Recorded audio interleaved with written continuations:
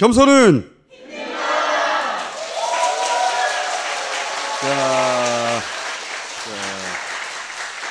다스베이다 325회 시작하겠습니다. 자, 박시영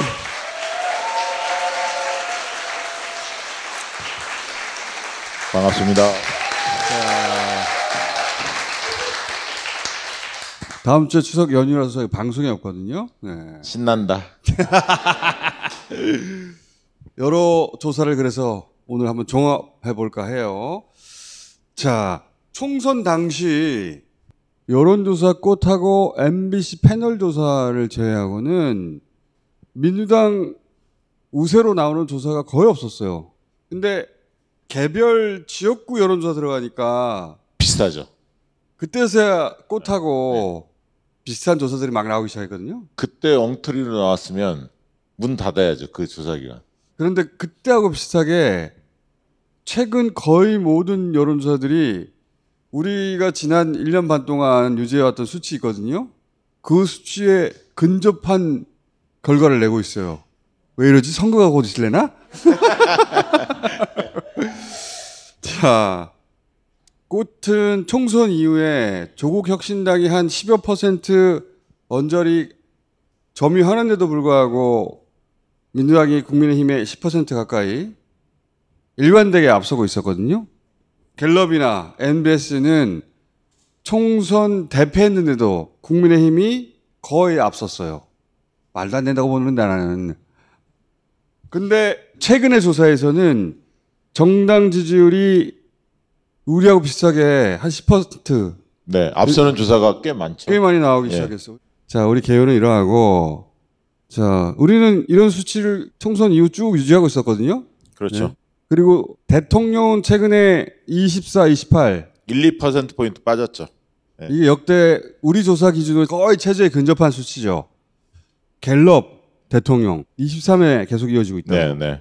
부정은 조금 더 높아졌죠. 67로. 네. 그리고 MBS도 대통령 20% 연속으로 나오고 있잖아요. 그리고 조앤 CNI인데 네. 대통령 28.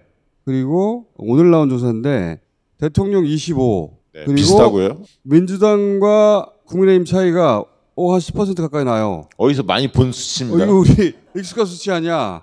다른 데도 이렇게 나오기 시작했네? 그리고 한길 리서치 대통령 27. 그리고 한국 갤럽에서 민주당이 1%를 이겼어. 이거 진짜 드문 일이란 말이야. 그러나 MBS는 아직도 국민의힘이 앞섭니다. 대단해 아주. 이거 봐봐. 총선 직전에 39대 29야. MBS에선. 조원 CNI 한 10% 가까이 차이 나잖아요. 34대 43. 근데 지금 ARS로 조사하면 대략 이런 흐름이죠.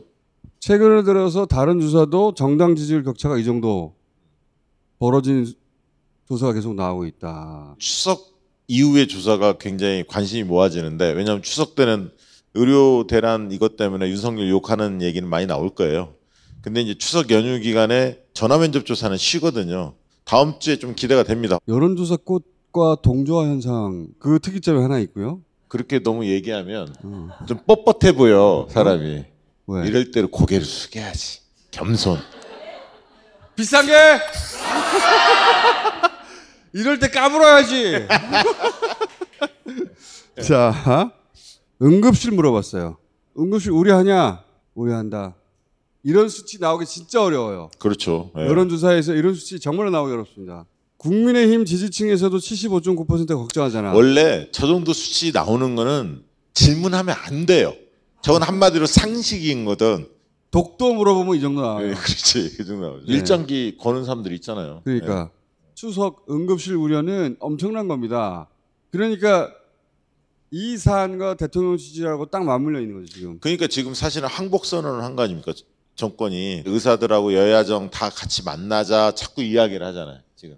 만약에 성과를 못 내고 추석에 들어가서 응급실 대란 나잖아요. 이자가 일자로 바뀝니다 이제. 그럴 수 있어요. 대통령 지지율 10%대 가요. 네. 지금 이제 70대가 흔들리니까, 핵심 지지층이 흔들리니까 두려운 거죠. 여기 추석 응급실 우려하지 않는다 이렇게 답한 사람들 있잖아요. 이런 사람들 다 우려합니다 실제로.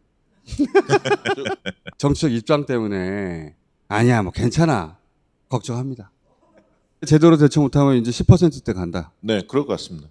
자, 계엄령 준비.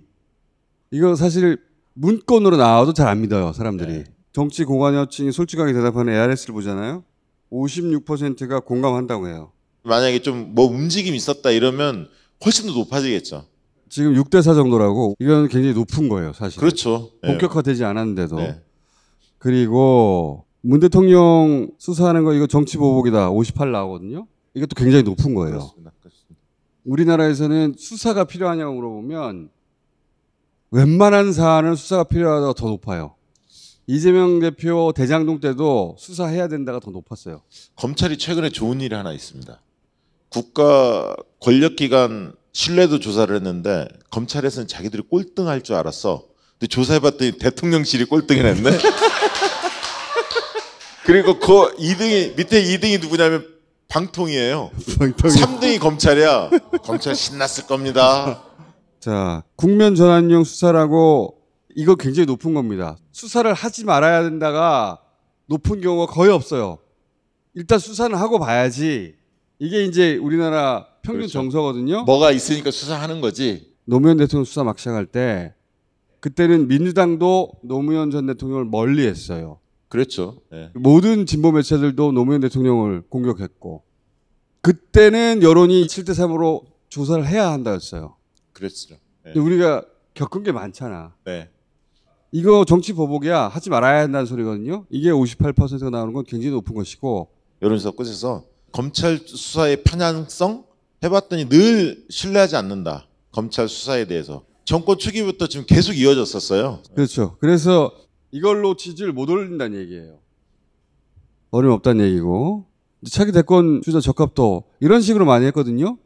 많이 벌어졌죠. 이재명 대표, 네. 한동훈 대표. 더블 스코어로 벌어졌는데 아주 재밌는 주사가 최근에 시사 시사저널에서 한국여론평판연구소에 의뢰해서 이런 수사는 사실 정권 말기에 레임덕 왔을 때 하는 거거든. 원래 이런 조사하면 그 기관은 찍힙니다. 정권에. 누굴 넣어봐도 다 고만고만하다. 그냥 안 된다. 근데 이 조사 데이터를 제가 유심히 봤더니 흥미로운 점이 하나 있었습니다. 모든 지역에서 이재명 후보가 앞섭니다. 대구, 경북, 부산, 울산, 경남에서도 이깁니다.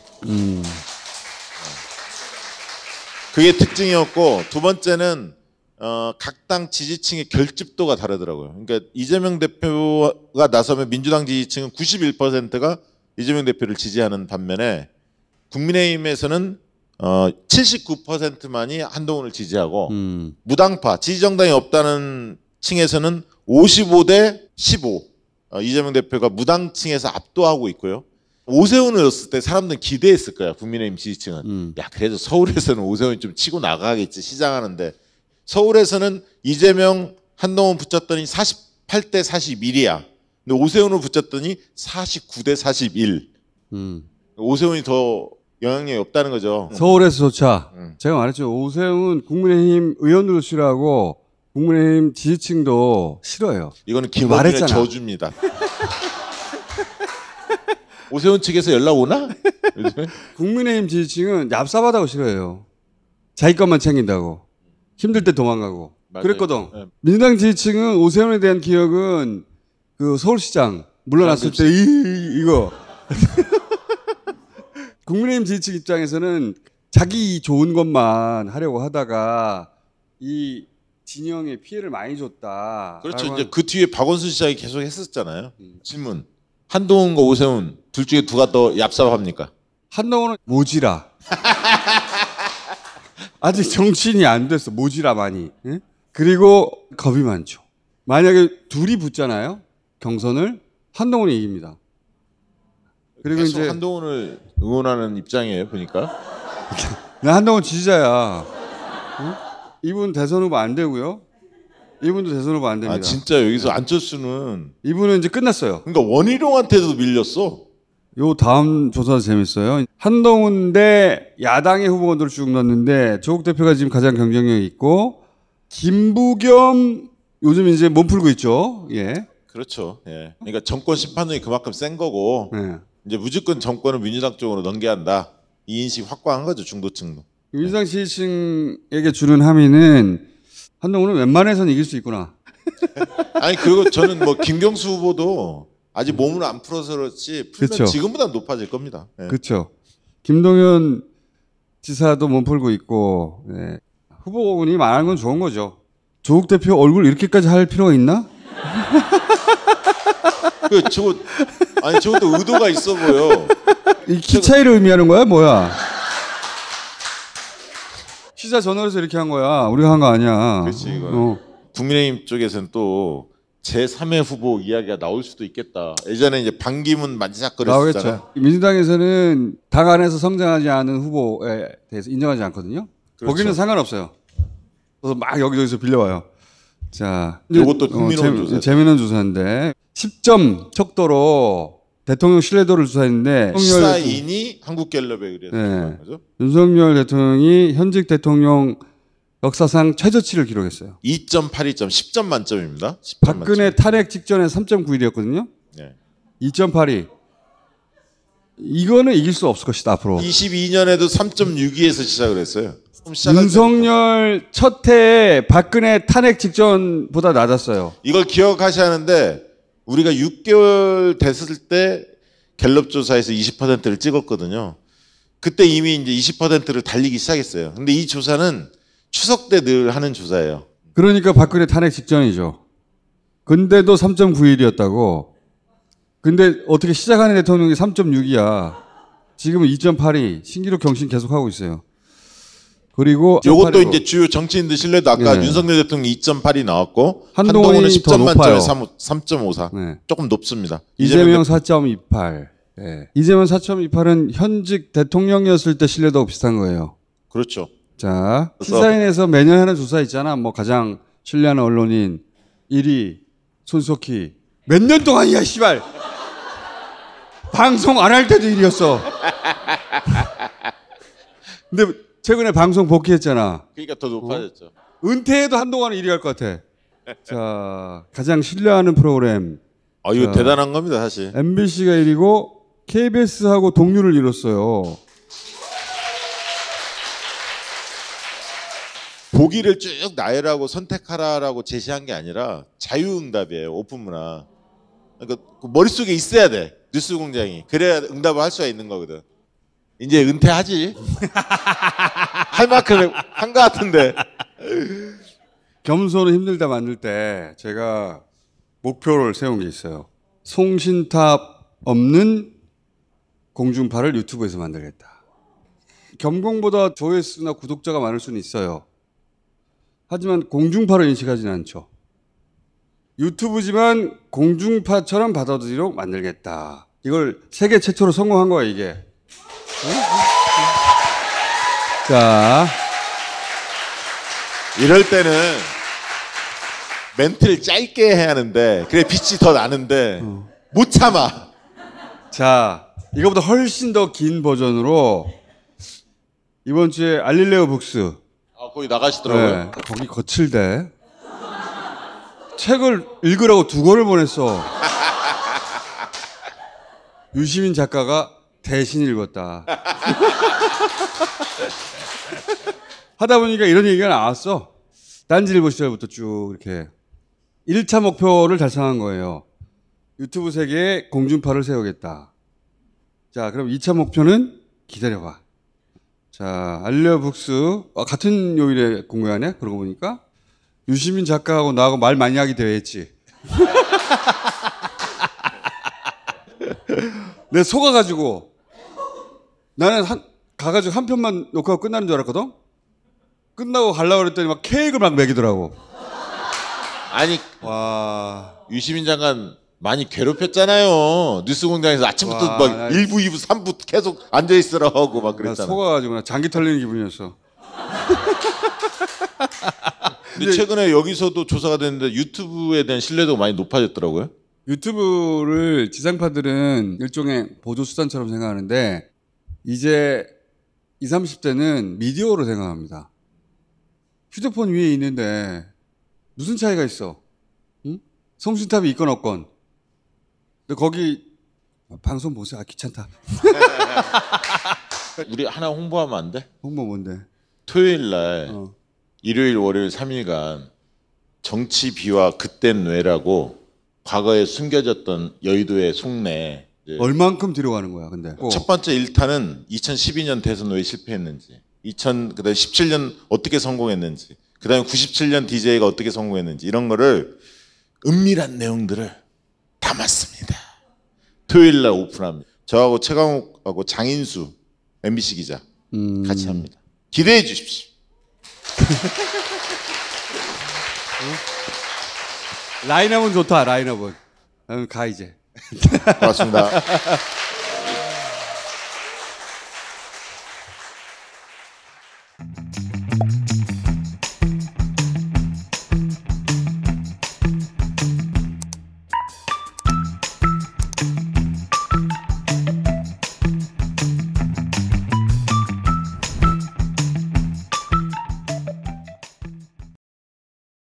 자, 의대 증원 이슈 짚어보겠습니다. 전 충북의대 심장내과 교수님이었습니다. 배장한 선생님 모시겠습니다.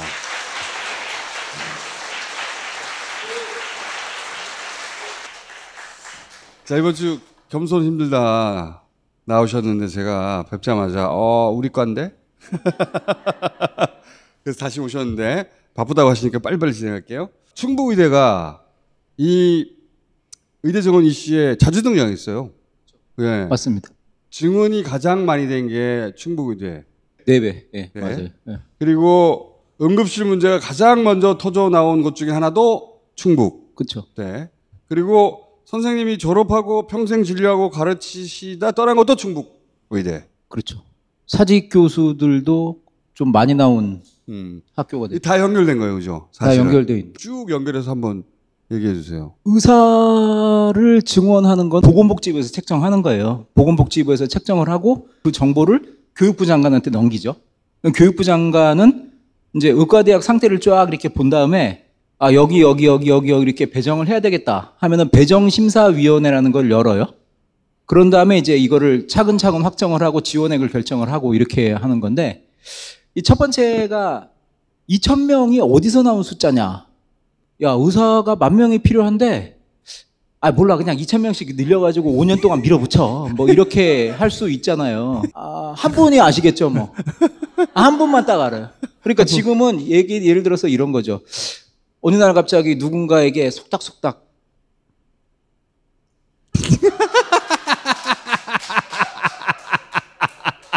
이제 옆에서 막 누가 자꾸 막 속닥속닥 했겠죠. 2,000명 맞다. 2,000명 맞다. 근데 제가 생각하기에 그분의 대화법은 수사지시가 대화법인 것 같아요. 예를 들어서 나는 진짜 총수 싫어. 총수 머리 좀 깎아줘. 야, 나는 20년 동안 했는데 못 깎어. 이렇게 하면 그래, 그거 하긴 그래. 뭐 이렇게 하면 되는데 그냥 머리 깎여.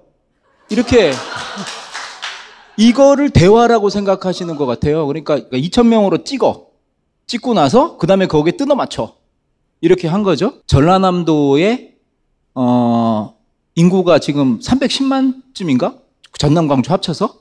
근데 전남대 의과대학이 125명 정원, 그리고 옆에 있는 조선대 의과대학이 125명, 250명이야.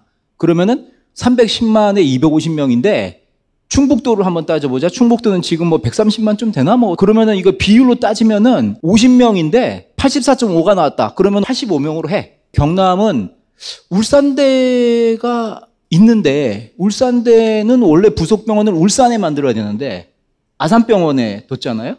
학생들은 전부 다 아산병원 가서 배운단 말이에요. 그러면은 야, 여기는 좀 취약해 보이는데 아산병원에 있는 학생을 내려보내든지 아니면 울산대병원에 부속병원을 만들든지 하자. 그럼 정원이 몇 명이니까 몇 명 더 해가지고 몇 % 올려서 이렇게 하자. 이렇게 해야 되는데 그 정원이 배정된 걸 보면 숫자가 너무 희한한 거예요. 국립대학교 의과대학은 무조건 200명. 그러니까 전남대학은 125명인데 그것도 200명. 충북대학은 50명인데 그것도 200명. 그렇게 된 거구나. 그 다음에는 배정심사위원회를 열어야 되잖아요. 가만히 있어봐. 저기 강원대학하고 제주대학은 국립대학이긴 한데 200명으로 가야 되나? 그거는 상급종합병원이 아니고 종합병원인데 그럼 조금 줄여. 옆자리에 앉아 계셨던 것 같은데. 네.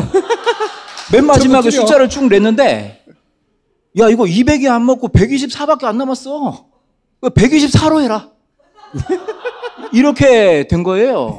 정원을 주겠다고 하면은 다 감사하게 생각해요. 왜냐면은 학생 정원이 늘면은 교사도 신축하고 교수도 느니까 돈이 내려온단 말이에요. 근데 의과대학만 버틴 거예요. 연세대학교 원주대에서 저 이거 못 받겠다고 그랬더니 못 받아? 그러면은 너 감원할까? 선생님, 예. 진짜 옆에 계셨던 거 아니에요? 아니 이게 하도 얘기가 많아서 그래가지고 그러면 이제 얘네들이 도대체 역량이 되나 교수가 되나 뭐 실험실이 되나 의과대학이 지금 41개 정도 있으니까 41개에다가 다 실사팀을 내려보내야 되잖아요. 근데 10몇 개밖에 안 왔어요. 최근에 교사 신축 같은 걸 지원을 한 학교에만 보냈어요. 충북대가 오송에다가 그 오송의 인구가 얼마쯤 되는지 아세요? 3만 5천 명 정도 돼. 완전 허허벌판입니다. 거기에 교사를 줬어. 아무것도 없어요. 학생들 기숙사도 없고 아무것도 없어. 거기에 의과대학 학생을 내보내라고 그랬어요. 교수는 거기서 차 몰고 1시간 가가지고 강의하고 돌아와야 돼. 애들은 거기에 하숙집이 없으니까 버스를 타고 돌아와야 돼. 근데 교실을 줬어요. 정부에서 하라고 하니까.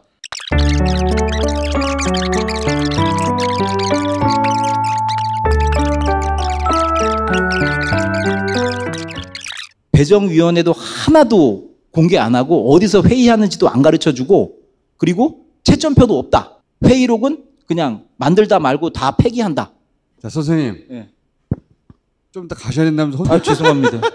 내가 질문 하나 했는데 지금 16분이 지났어요. 근데 14분 후에 떠나셔야 된대. 그러므로. 아니요. 그래요? 제가 짧게 질문하고 짧게 짧게 예. 한 질문에 16분 많은 사람 처음이거든요. 아, 죄송합니다. 응급실 문제가 왜 충북대에서 먼저 터졌습니까? 아, 응급실 뺑뺑 이런 말 나오잖아요. 우리나라는 봄, 가을에 외상 환자가 많아요. 왜냐하면 아파트 공사 많이 하기 때문이에요. 추락을 했다. 그러면은 머리에서 뇌출혈도 생길 수 있고 장파혈도 생길 수 있고 허벅다리 뼈도 부러질 수 있죠. 응급실에는 분명히 빈자리가 있는데 충북대병원이 왜 수용을 안 하겠다고 얘기를 했냐. 뇌출혈 보는 의사도 있어야 되고 흉부외과 의사도 있어야 되고 복부외상외과 의사도 있어야 되고 정형외과 외상 의사도 있어야 되고 외상 중환자실도 비어 있어야 되고 수술장도 비어 있어야 돼요.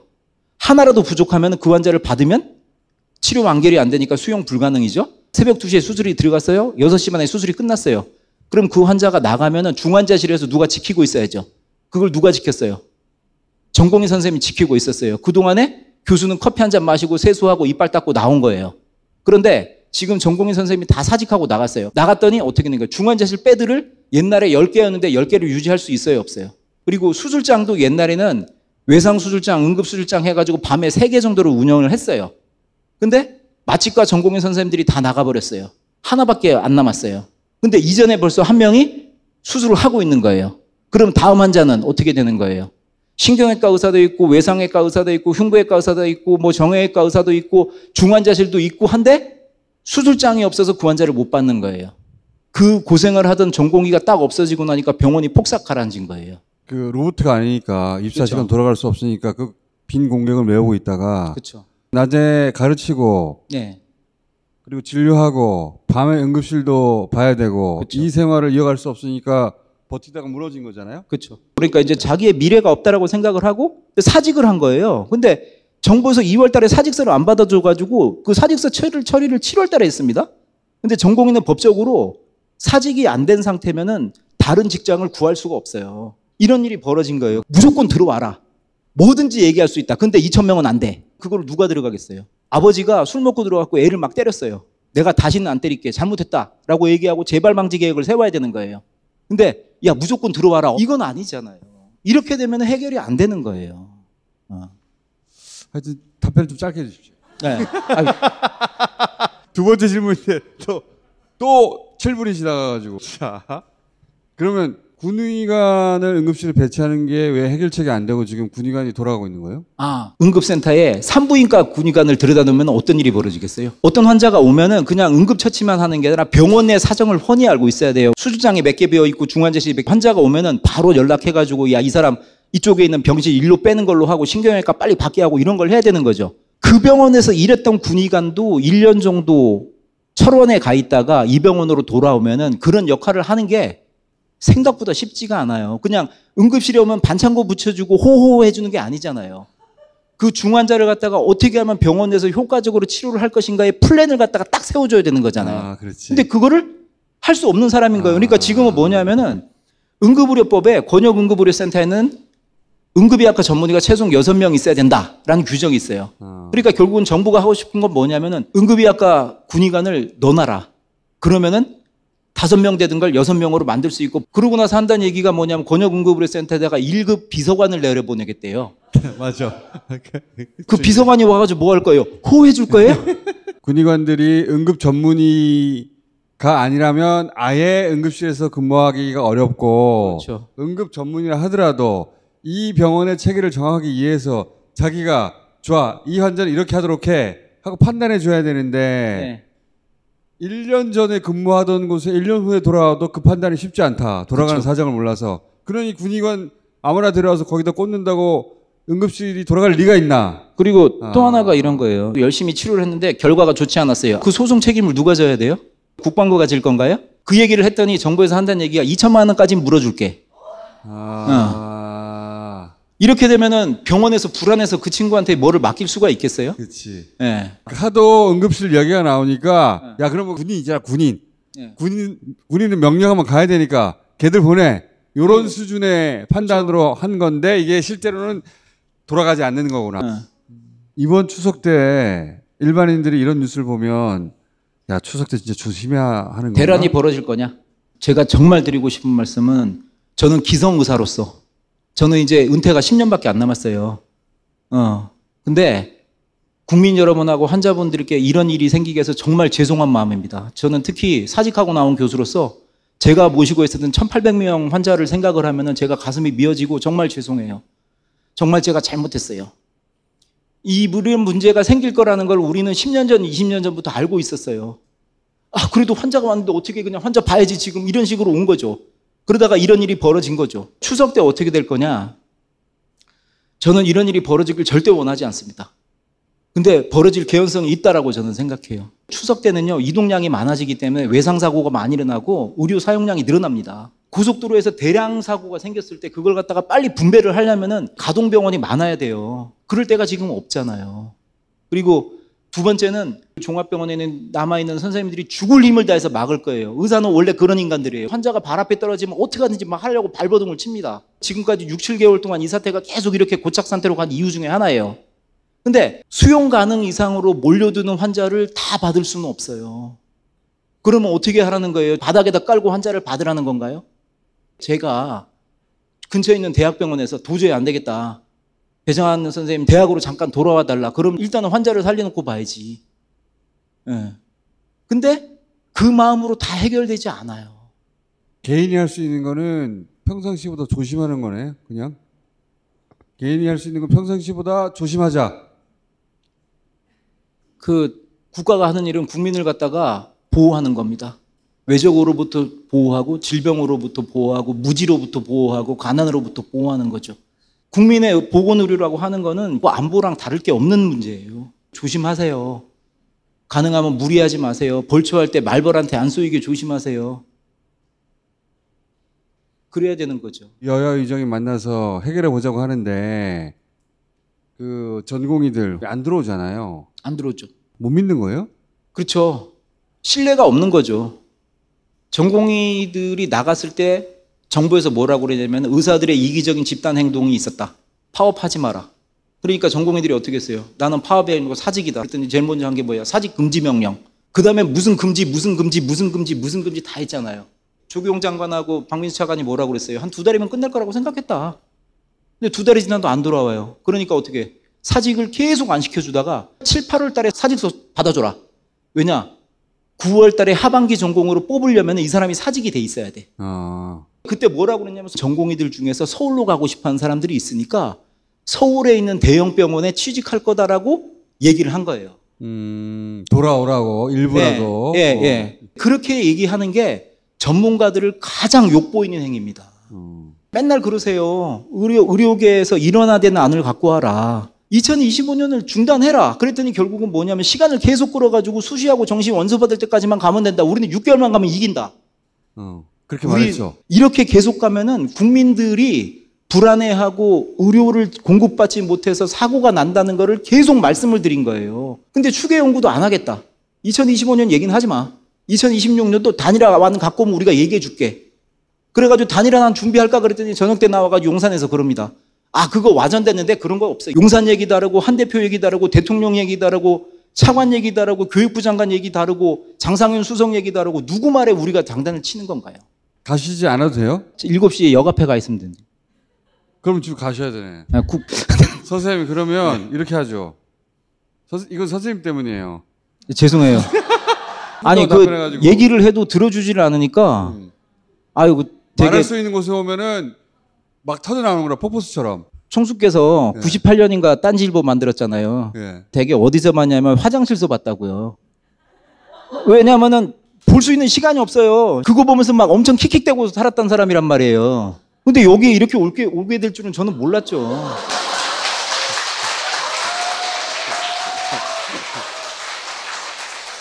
선생님 이거 오늘은 똥 싸다 말아야 되겠어요.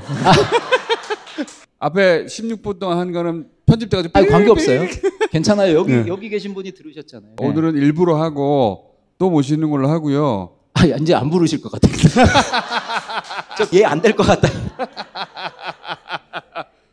가시기 전에 근데 선생님은 왜 간두신 거예요? 저는 지역 병원에 가게 된 건 제 목욕이기도 하지만 저는 지역에 있는 환자분들이 아픈 몸으로 이끌고 서울까지 가가지고 힘든 치료를 받는 게 정말 보기 싫었어요. 아파 죽겠는데 아무도 모르는 세상에 가가지고 진료를 받는 게 그게 좋은 일인가요? 저는 그래가지고 지방에 가가지고 내가 보던 환자분이 심장이 나빠져가지고 이식을 하게 되면 내가 끝까지 옆에서 챙겨서 이식하고 집에 돌아가게 하겠다라는 마음을 먹었고요. 그리고 어떻게 하는지 나처럼 생각하는 의사를 한 명이라도 더 만들기 위해서 의과대학 학생하고 전공의 지도 진짜 빡시게 하겠다. 저는 별명이 개꼰대예요. 네가 그게 할 일이냐 맨날 이런 얘기 하던 사람인데 2월 어느 날 아침에 한꺼번에 그 일을 다 못하게 됐어요. 전공의 선생님이 다 나가면서 날 전공의하고 학생들한테 이렇게 뭐 콜라 같은 거 사주면서 꼬셔가지고 심장내과 해 이런 재미로 살았는데 다 나갔어요. 근데 저는 제 존재 가치가 없어진 거예요. 전문가들이 바라는 거는 존재 가치예요. 의과대학 교수로서 그 3가지 사명이 있었어요. 지역의 중환을 내가 어떻게 하든지 치료한다. 두 번째가 의과대학에서 학생들 잘 가르쳐가지고 훌륭한 의사로 만든다. 전공의들 잘 가르쳐가지고 우리랑 같이 지역 의료 봉사할 수 있는 의사로 만든다. 그 꿈이 완전히 없어졌어요. 20년 동안 한 발씩 나가던 거를 뒤로 한꺼번에 30년 전으로 돌려놓은 거예요. 그렇게 되면은 저는 대학에 있을 필요가 없어요. 그냥 꿈을 조금 더 낮추고 종합병원에서 열심히 환자 보면 된다 이렇게 생각했습니다.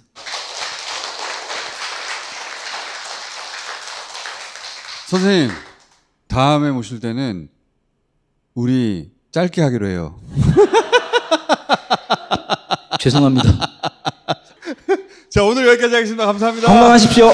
감사합니다.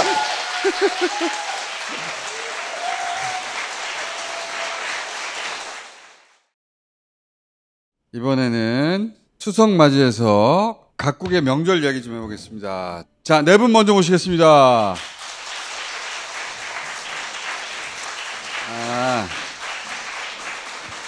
자, 이제 추석인데 우리나라에서 제일 큰 명절은 그럴 때는 뭘 하나, 음식은 뭘 먹나, 옷은 뭘 입나, 이런 거 좀 해보려고. 의외로 재밌다 이거.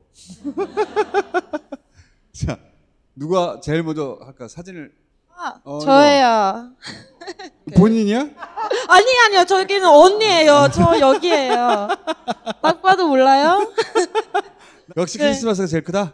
네, 가장 중요하고 큰 명절이 크리스마스인데 2년, 3년 전에 핀란드 갔다 왔을 때 찍은 사진인데 이렇게 매년 산타도 집에 찾아오고 이 산타는 누구예요, 그럼? 진짜 산타죠? 산타클로스는 핀란드에서 사시는 거 알죠? 북쪽에서 산타마을 있고 아버지가 아니고 이 산타는. 아빠는 아니에요. 왜냐면 아빠가 바로 옆에 있잖아요. 솔직히 말하면 이제 산타 알바가 되게 핫해요. 그래서 산타 알바가 있어요? 네네. 페이가 높아요. 산타 알바. 진짜 하루에 100만 원 쉽게 벌어요. 예약해야 돼? 예약은 미리미리 해야 돼요. 그럼 산타 알바 와서 뭐 해요? 부모님 몰래 선물 봉투를 주시고, 그럼 와서 호호호호호 하고, 여기는 작가는 애들이 있나 해서 노래 하나 두 개 부르고, 그러니까 부모님이 미리 준비한 선물을 몰래 가져와가지고 네. 산타가 집에 뚝뚝뚝 한 다음에 네. 애들한테 오호호 착한 아이들이 착하냐? 있나? 그 후에는 이제 선물을 주시고 시간이 없으니까 다른 다른 데로 가야 집 되잖아요. 되니까. 질문은 한 3개 정도 대답하고, 왜냐면 애기들 궁금한 거 있을 거 아니에요. 루돌프가 어딨냐. 근데 이제 뭐 애들 루돌프를 보고 싶잖아. 그래서 이거는 산타들이 전문성 있게 잘 대답을 하셔야죠. 산타 알바의 센스. 알바 센스가 중요하죠. 센스가 중요해. 그러면 내년에도 부르죠. 네. 산타 알바 전문 회사가 따로 있어요? 전문 회사도 있겠지만 보통 프리랜서 알바로 하시는 거여서 인력 사무소에서 이렇게 인력사. 동네에 이게 전단지를 뿌리는 거예요. 크리스마스 전에. 이 번호로 연락 주세요. 한 30분 안에 그래도 뭐 한 15만 원 더 받을 수도 있고, 특이한 점은 저희가 직접 소나무를 숲에서 갖고 와요. 이 뒤에 있는 거 이런 거 예를 맞아요. 들어서 우리는 보통 이제 플라스틱을 가져오는데 네네. 핀란드는 진짜로 핀란드는 130만 개 소나무를 매년 이제 깎고 집에 이제 들고 매년? 와요. 아니, 그래서 플라스틱으로 하지 그걸 다 잘라? 네. 불법 아니에요. 왜냐면 우리 숲이 너무 많으니까 70% 숲이니까 하고 그러면 아버지는 숲에 가서 소나무를 자르고 들고 와요. 들고 엄마는 알바를 예약하고 맞아요. 엄마를 이 아이들은 산타한테 아저씨 루돌프 어디 있어요? 이러고. 맞아요. 근데 질문은 3개 정도만 해야 되고. 한 2개, 3개 정도 그리고 노래를 하나 부르고 산타 품에 한번 안고 사진 찍고 끝. 산타 오호호 다음 알바가 있어서. 네. 그렇습니다. 당연히 맛있는 음식을 닭이나 이런 거 말고 돼지 이렇게. 크리스마스 음식이 돼지예요? 네, 매일 돼지랑 감자. 돼지랑 감자. 돼지랑 감자. 돼지랑 감자. 돼지랑 감자. 크리스마스 대표 음식이 돼지인 거는 핀란드만 그런 거죠. 진짜로? 프랑스 어때? 우리는 칠면조? 칠면조. 저희는 돼지. 왜 돼지인지는 몰라요? 돼지가 많아서요? 이날은 산타가 해결하는 거구나. 그쵸. 왜냐면 1년 내내 저희가 산타랑 산타의 엘프들을 무서워해요. 왜냐하면 나쁜 짓을 하면 선물을 못 받으니까. 너 잘못하면 크리스마스 선물 못 받아? 맞아요. 이게 어릴 때 협박이에요? 네. 그거는 진짜 1년 내내 해요. 계속. 엘프가 보고 있는 거 몰라? 왜 울어? 왜 울어? 또 이제 여름에 있는 명절은 유하누스라고 1년 내 가장 긴 날인데, 우리는 지금 하지. 여름에는 백야 형상 있으니까 악귀를 없애려고 이렇게 모닥불을 무조건 해야 돼요. 그러니까 네. 여름이 해가 길어져가지고 네. 밤 늦었는데도 밝아. 맞아요. 그럴 때 강가에 모여가지고 모닥불을 피우고 이거를 안 하면 도깨비들이 와서 그 애기를 납치해가지고 도깨비로 만들어요. 그래서 모닥불을 무조건 해야 돼요. 핀란드 사람들 너무 귀여운 거 아니야? 모닥불을 안 피우면 도깨비가 와서 애기들을 도깨비로 만들어요. 그것 때문에 이제 핀란드 사람들이 되게 시끄럽게 파티를 하고 술도 좀 마시고 그래요. 왜냐면 시끄러워야 악귀랑 도깨비들을 도망친다고 해가지고 이제 거의 귀엽고 통화 속에서 사는 사람. 모자 이렇게 꽃으로 이렇게 머리 두르는 이유는 뭐예요? 꽃 종류를 7개 모아서 베개 밑에 놓으면 꿈에서 미래 남편 얼굴이 나와요. 해봤어요? 해봤죠. 매년 해봤는데 안 나타났어요. 이번에 한 번 더 노력해 보겠습니다.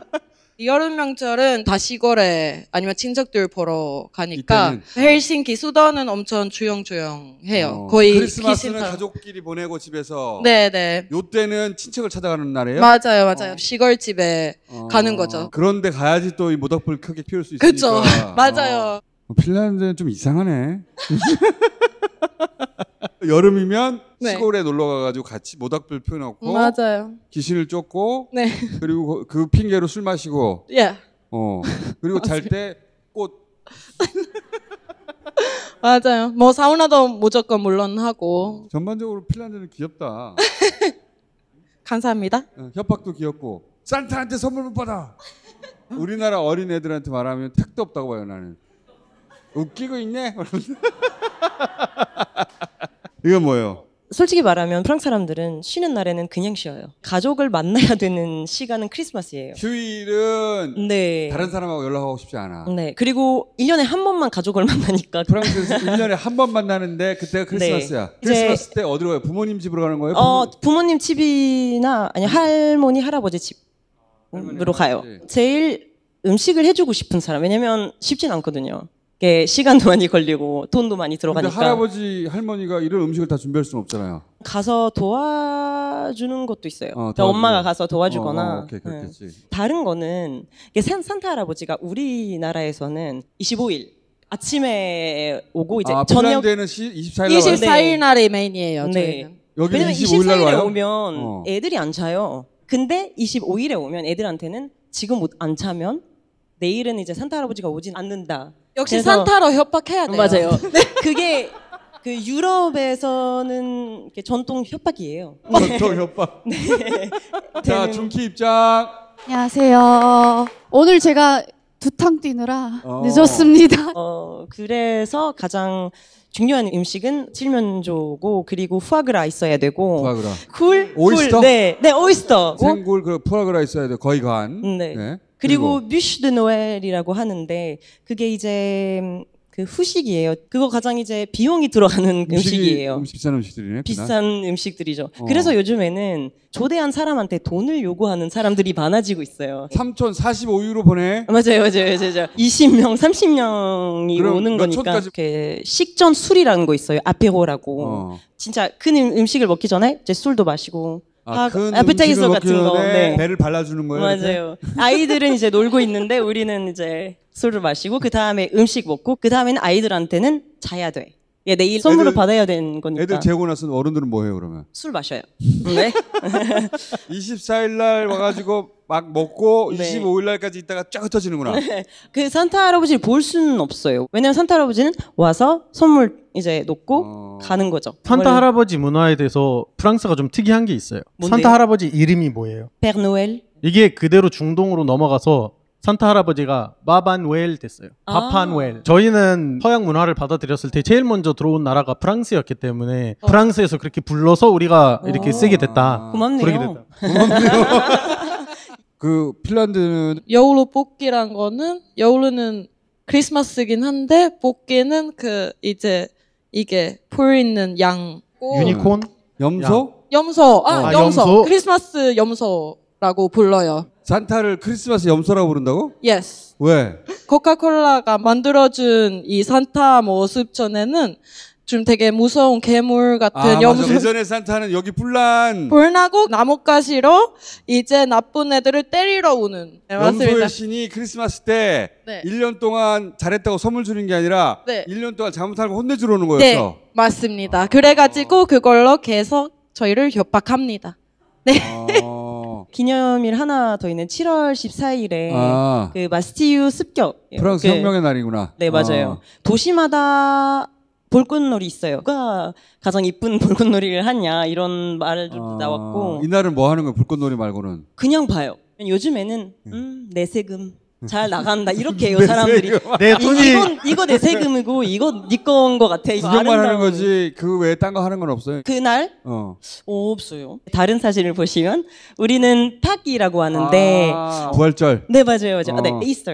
어렸을 때는 그날을 가장 좋아했었던 것 같아요. 왜냐면 초콜릿을 마음대로 먹을 수 있으니까. 우리나라는 솔직히 말하면 기념일 빼고는 그냥 쉬는 날이고 전화하지 마 이런 느낌이에요. 그냥 혼자서 있고 전화하지 싶다. 마. 야 귀찮아. 전화하지 마. 그냥 못 봤어 이렇게 하고. 네. 오케이. 자, 외로운 나라야. 이란이다. 네, 이란 맞습니다. 새해, 명절, 그 노루즈에 대해서 좀 말씀을 드리려고 하는데 노루즈는 이란의 새해거든요. 페르시아 제국 시절부터 이어왔던 그런 1월 1일이에요? 아니요. 이란의 달력이 따로 있거든요. 페르시아권 문화에서는 3월 20일 아니면 3월 21일이 노루즈거든요. 유지를 음력도 하고. 아니네. 네. 샴스라고 부르는 이란 전용의 그런 달력입니다. 이게 매년이 바뀌어요. 언제는 뭐 새벽 2시고 이제 새해가. 언제는 이제 뭐 오후 뭐 6시, 7시. 오전일 때도 있고, 오후일 때도 있고, 네네네. 20일일 때도 있고, 21일 때도 있고. 그렇죠. 노루즈 동안에는 친척들이랑 가족을 엄청나게 만나요. 노루즈는 며칠 동안 이어져요? 그냥 2주인데 이란에서 새해가 2주야? 네네네. 그때부터 2주 동안 친척들 집에 하나씩 또 놀러 가야 될 그런 의무가 있어요. 이란에서 나이 순서가 굉장히 중요하거든요. 어느 정도냐면 가장 나이 많은 사람 집에 먼저 가지 않고 예를 들면 막내 집을 먼저 갔다 난리가 나요. 무조건 그러면 가장 나이가 그걸 많은 사람한테. 알려면은 네. 계속 체크해야 되잖아. 그렇죠. 새벽 2시, 3시일 때도 있다고 말씀드렸잖아요. 그럼 그때 전화를 무조건 해야 돼요. 찾아갈 때는 무조건 할머니, 할아버지 집을 먼저 가고 제일 그 먼저 다음에는 나이 순으로 이렇게 내려가는데 그렇게 가야지 그 사람들도 우리 집에 오거든요. 자, 그러면 네. 할머니, 할아버지 집에 갔어요. 네. 그 다음에 엄마, 아빠한테 갔어요. 네. 그 다음에 엄마, 아빠의 두 번째 동생. 네. 먼저 저희 네. 집에 오고 그 다음에는 먼저 오고. 네. 그 다음엔 저희가 가요. 함부로 가면 안 되구나. 네.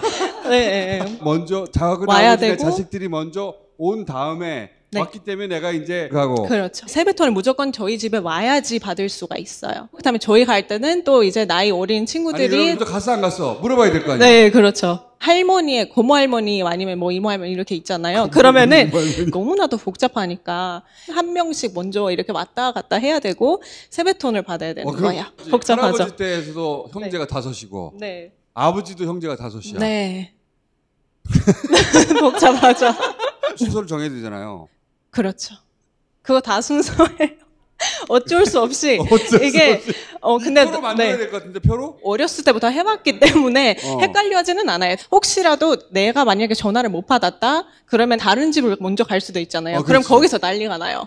거기를 먼저 가냐. 내가- 왜 이주나 신인지 알 것 그러니까 같아. 내가 만약에 셋째야. 근데 네. 둘째가 갔는지 안 갔는지를 알 수 확인을 해야 있죠. 되잖아. 야, 네. 갔니 안 갔니? 네. 안 갔어? 빨리 가. 내가 가야 되니까. 네, 그렇죠. 그렇게.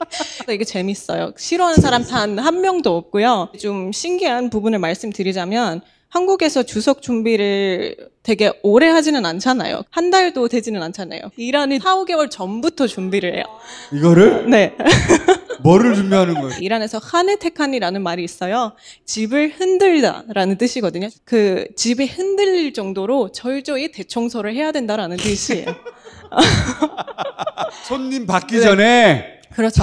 5개월 전부터 집을 흔들 정도로 흔들릴 깔끔하게. 정도로 그렇죠. 장고 벽까지 다 닦고 난리도 아니에요. 뭐 예를 들면 집에서 카펫, 펠시안 카펫 많거든요. 그거를 다 세탁소 보내고 새로 이사 온 것 마냥 다 처음부터 해야 되는 거야.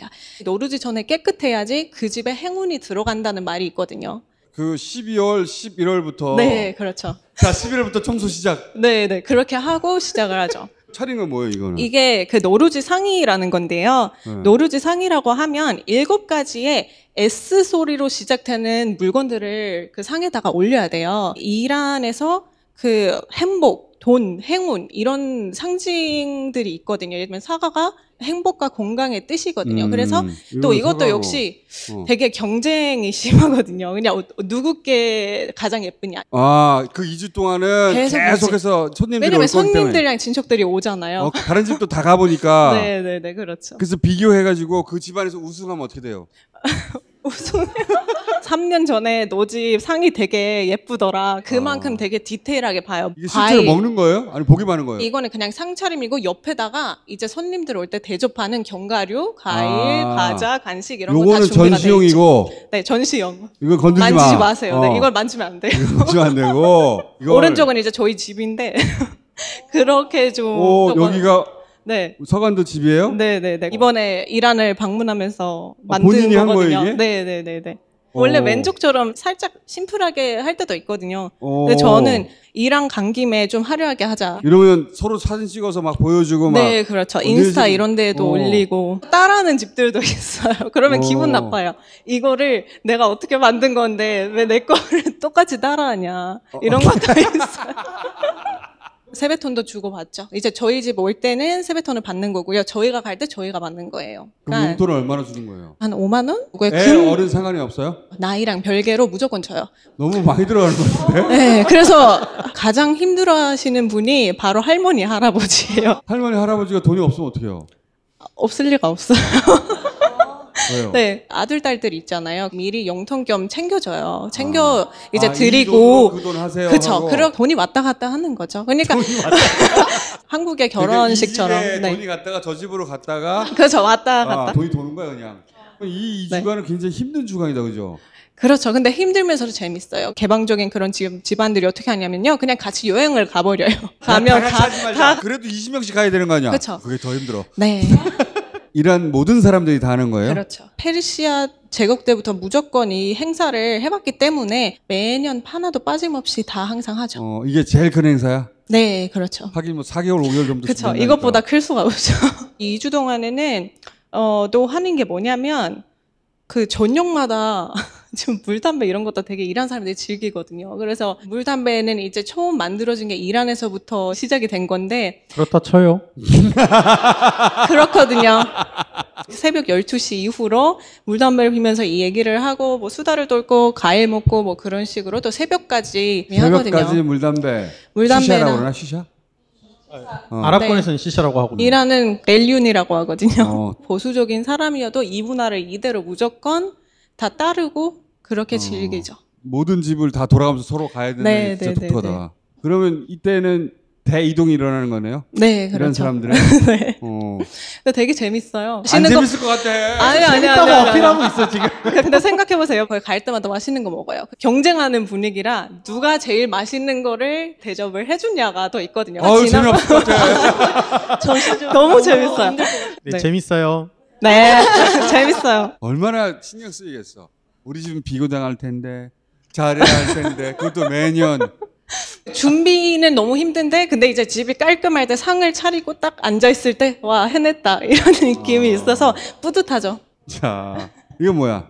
이거 이집트 경찰복이에요. 세뱃돈이나 이런 거는 다 똑같이 하거든요. 이집트도 세뱃돈 주고. 이슬람 새해는 언제예요? 이슬람 새해는 해마다 바뀌어요. 왜냐하면 이슬람의 달력이 음력인 만큼. 동양도 마찬가지니까. 네, 근데 맞아요. 이 경찰복이라고요? 그냥 어린이용 경찰복이죠. 언제 입는 거예요? 한국 명절에 이제 아이들한테 한복을 입혀주잖아요. 이집트에서는 최신 패션으로 사주거나 아니면 이렇게 사회적으로 좀 인정받는 직업, 경찰복뿐만 아니라 군인복 주기도 하고 아니면 의사, 가운. 야, 이거 독특하다. 나중에 커서 이런 사람이 되어라. 근데 군장을 전통 안 의상이 하는데. 있잖아요. 이집트 거. 그거를 따로 안 입혀주나요? 할아버지, 할머니 뭐 아니면 아저씨, 아줌마들이 입는 거고 아이들은 최신 패션 아니면 이런 의상을 입혀주는 거죠. 경찰이 그렇게 존경을 받아요? 사회적으로 경찰, 군인만큼 존경받는 사람이 없죠. 이게 엘리트 공무원 이런 느낌이에요? 예, 공무원보다 더 높아요. 애들한테 입힐 이런 제복 그쵸. 같은 걸 사는 거예요? 아이들을 데리고 가야 돼요. 본인이 입고 싶은 옷을 아. 본인이 골라서 가져가서 안고 신발까지 안고 일어나서 이렇게 그 옷으로 갈아입고 어디로 가냐? 기도하러 가요. 밤에 엄마 아빠가 경찰복을 사줘, 신발도 사줘. 네. 그럼 그걸 안고 자. 네. 아침에 일어나서 그걸 입어. 네. 그리고 나서 사원에 가서 절하는 거예요? 사원에 가진 않고 야외에서 해요. 오. 이게 카이로에서 찍은 사진인데 새해예요? 아니요. 이거는 종교적 명절인데 아침 웬만하면 5시 반 넘어서 6시 사이에 그때는 하는 사원으로 안 가고 네, 사원으로 가는 사람 있어요. 있긴 있는데 사람들이 웬만하면 가능하면 광장에 모여가지고 그렇죠. 이유가 있어요. 많은 사람들이 서로를 만나서 인사할 수 있게 돌아가는 길이 달라야 돼요. 그래야 또 최대한 많은 사람들을 볼 수 있는 거죠. 처음 보는 사람을 최대한 많이 만나라. 그쵸. 그건 좋은 풍속이다. 야외에서. 프랑스하고 정반대네. 완전. 나한테 연락하지 마. 이집트는 프라이버시라는 게 없어요. 진짜 그러니까 개인주의가 나쁜 거예요. 못된 거예요. 우리 사회에 들어오면 안 되는 거 막아야 돼요. 나만의 공간 왜 그렇게 냉정해? 예의 없어. 오케이. 네. 아, 네, 중국 나왔네요. 좀 전에 사진 중국인 줄 알았어요. 이집트랑 비슷한 면이 굉장히 많은 것 같아요. 근데 이제 중국은 추석 때 꼭 먹어야 되는 음식이 이 월병이거든요. 추석. 네네. 중국의 추석은 달에 뭐 소원도 빌고 이제 달을 중요시해요. 접시도 동그랗잖아요. 그러니까 동그란 물건을 이제 접시 위에 올리고 원형의 음식을 먹으면 행운이 많이 오고 복이 들어온다. 그러다 보니까 월병을 서로 선물을 주는데 제가 어릴 때는 월병이 그렇게 비싼 음식 아니었거든요. 근데 요즘은 명품 브랜드에서 월병을 뭐 푸땡땡 샷땡 뭐 이런 브랜드에서 중국 시장 겨냥으로 월병을 만들어요. 이번 추석에 푸땡땡의 월병이 이제 몇백만 원짜리가 지금 거래가 월병이? 되고, 네네네. 월병의 가격이 끝도 없이 치솟고 있거든요. 제가 작년에 월병 하나 요만한 월병이 600위안이니까 한 14만 원? 한 알에 네, 한 입. 한 네. 박스 몇백만 원짜리 등장했어 이제. 근데 박스가 이만한데 막 2개 들어있고 그래요. 그리고 이거는 이렇게 뭐 사전을. 그 탈쓰고 축제가 많아요. 하루 종일 춤추고 노래하고 밤에는 폭죽을 터뜨려요. 그래서 저는 명절에 중국 가기 싫은 이유가 잠을 못 자요. 아침 7시, 8시까지 계속 터뜨려요. 그냥 그 아파트 단지 안에서. 아 그러니까 정부에서 네. 혹은 시에서 딱 정해진 곳에서 빵 하는 그것도 게 아니고 있지만 동네 사람들이 막 동네 하는 거. 사람들끼리 아파트 같이 사는 분들 다 내려와서 인사하고 또 이집트랑 비슷하죠. 안녕. 프라이버시 없이 우리는 이만큼 사왔어. 같이 터뜨리자 이렇게 밤새 터뜨려요. 그래서 재밌다. 폭죽에 쓰는 돈이 1,000만 원, 1,200만 원 정도 쓰는 거죠. 그러니까 한 집에서 네네. 폭죽으로만. 쭉 사가지고 왜냐면 계속 터뜨려야 되니까. 네네, 그렇죠. 애들이 우리 아빠가 더 멋있는 거 사야 돼라는 거 있어요. 그래서 네, 더 비싼 폭죽을 터뜨리고 이제 으쓱해지는 그러니까 거죠. 가정마다 아이들이 우리 아버지가 사준 폭죽 네. 서로 쏘아 올리고 밤새도록. 근데 그 폭죽들이 만만치 않게 아름다워요. 그래서 중국 분들이 한강 뭐 이런 축제 이런 데 가잖아요. 그러면 약간 뭐 우리 약간 아파트보다 못한데? 집 앞에서 보는 것 같은데 그러니까. 구정 때 하얼빈 갔다가 일주일 동안 잠을 못 잤어요. 진짜 계속 다크서클 쏴가지고? 여기까지 내려와서. 이건 뭐야? 요거는 공바오. 중국 사람들 빨간색 좋아하잖아요. 처음 월급 받았을 때도 빨간색 속옷 사서 입고 부모님한테도 빨간 속옷 사드리고 그리고 요거는 추석 때 조카들한테 주는 그 용돈이에요. 저는 이제 조카가 한 16명 정도 되고 16이면 그거 장난 아닌데 그것도? 네네. 공포죠, 공포. 이해가 되네요. 이해가 네. 약간 비슷해요. 형제가 많거든요. 저희 아빠가 9명이에요. 그리고 엄마가 6명이다 보니까 명절 때 모였는데 120명 모인 거예요. 120명. 그래서 집을 3개를 빌려요. 한 집에서 다 먹고 즐기지를 못하니까 그 동네에 비어있는 집이라든지 가족이 적은 사람의 집을 빌려요. 왜냐하면 멀어가지고 같은 동네에 사는 게 아니라 베이징 20시간 차 타고 갔어.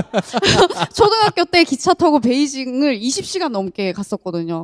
친척 만나기 위해서? 그냥 4-5시간은 코앞이고 그냥 명절 때는 20시간, 30시간 걸려서 가는 게 그냥 일상다반사. 이란도 마찬가지예요. 10시간은 그냥 가까운 거. 맞아요, 맞아요. 3-4시간이면은 한국 기준으로 이제 한 30분 걸리는 그 정도 거랑 체감인 거죠. 비슷해요. 네.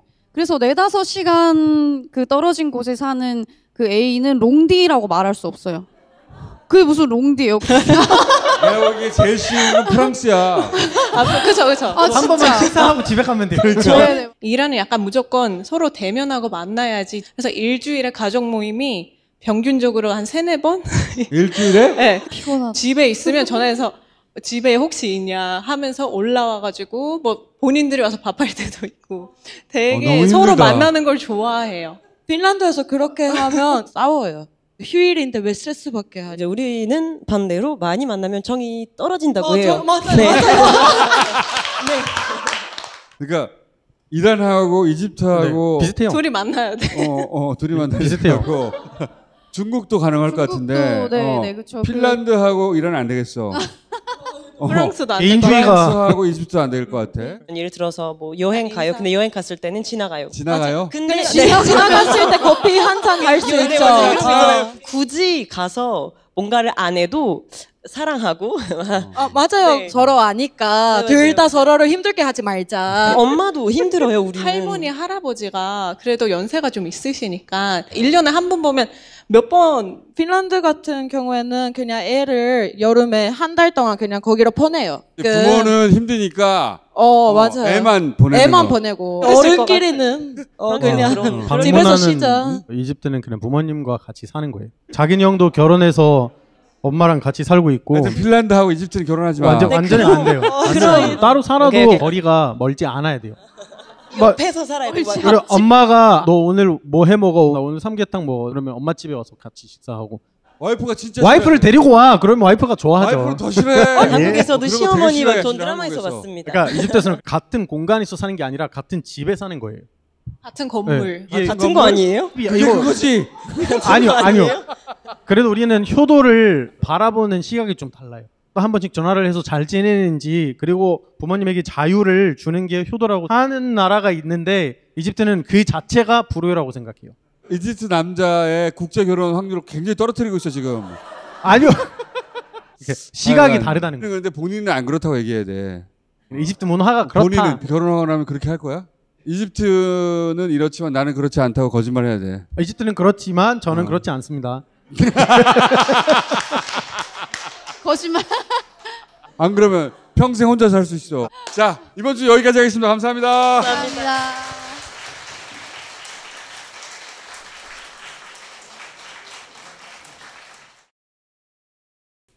자, 오랜만입니다. 탁현민. 안녕하세요. 반갑습니다. 자, 원래 이 책 나와가지고 원래 시간을 잡아뒀는데 다른 이야기 하기 전에 부친상을 당했어요. 근데 아버님이 국가유공자셔. 현충원으로 모셨다면서. 예, 오늘 저 안치를 했거든요. 예. 그럼 보통 오늘은 쉬게 해주잖아요. 예. 나왔어요. 예. 근데 현충원 자리가 어떻게 있었던 거야? 아니 그래서 저도 놀랐는데 저희가 가족이 격이 없이 서로를 웃기는 가족이기도 하고 뭐 그래서 그냥 추억처럼 들어주시면 좋겠는데 아버지가 이제 유공자라 대전 현충원을 가시게 될 줄 알았어. 연락을 했더니 마침 서울 현충원에 자리가 있다. 그래서 너무 다행이다. 근데 그 멘트가 아유 빨리 들어오셔야겠네요. 이렇게 얘기하시더라고. 정말 자리가 마침 있으니까 다행입니다. 어서 오십시오. 이 얘기를 한 건데 이게 듣기에 따라서는 빨리 들어오라고. 그 다음에 이게 국가유공자는 배우자도 또 같이 안치를 할 수 있거든요. 그래서 이제 물어보는 거죠 저한테. 혹시 어머니도 이번에 같이 들어오시나요? 그래서 원래 장례식은 이런 얘기하면서 웃는 거예요. 더 웃긴 얘기 해줄게요. 나랑 이제 진우랑 밤에 장례식장 가기로 했어. 다들 왔는데 주준이가 안 오는 거야. 갈 때가 됐는데 그때도 안 와. 그래서 전화가 왔어. 그러면서 왜 없어 아무도? 어디야? 강남이야. 여의도라고 이 새끼야. 분명히 여의도 성모병이라고 지도까지 보냈는데 지 혼자 강남에 와가지고 왜 아무도 없냐고. 거기서 계속 찾고 있는 거예요. 근데 이 장례식장이라는 게 이 웃기는 일들이 정말 많이 일어나더라고요. 이 얘기로 가자 그냥 오늘 얘기가 뭐고. 그래가지고 거기 기다리는 나도 사람들 약간 지금 웃음이 필요하거든. 그 앉아있던 사람들이 전부 다 그 그래서 주진우를 비웃었어요. 모든 사람들한테 다 말해줬거든. 두세 가지만 더 말씀드리면 제가 이제 정우성이 올지 몰라. 갑자기 장례식장이 화기애애해지기 시작하는 거야. 그리고 조금 있다가 김어준이 왔어요. 그러니까 사람들이 내 말을 잘 안 믿는 사람들도 김어준도 온다면 올 수도 있겠는데 물론 이제 수준 차이가 꽤 있긴 하지만 조금 지나서 문자가 왔어요 저한테. 뭐 여러 일 때문에 이제 못 오게 됐다 미안하다. 나 이 얘기를 이제 전해야겠는 거야. 내 동생하고 거기 앉아 있는 몇몇 친구들한테 이제 다 들으라고. 아유 못 온댄다 야. 아니 진짜 장례식장 분위기가 되는 거야. 하나만 더 얘기할게. 젊은 친구들이 왔어요. 절을 할 사람은 향을 피우고 절을 하고 꽃을 놓을 사람은 꽃을 놓고 묵념을 하잖아요. 이 친구들이 이걸 모르는 것 같아요. 젊어가지고 몰라. 그래서 쭈삣 하는 거예요. 한 4명이 서로 절을 해야 될지 서로 툭툭 치면서 목례를 해야 될지. 그런데 제가 꽃을 가리키면서 꽃 이렇게 얘기를 했어요. 그랬더니 그러더니 뚜벅뚜벅 가더니 꽃을 딱 들어요. 약간 길잖아요. 네. 딱 들더니 자기들도 조금 이상하게 보는 거야. 그러더니 그걸 반으로 뚝 꺾어. 그리고 자기 이 포켓을 갖다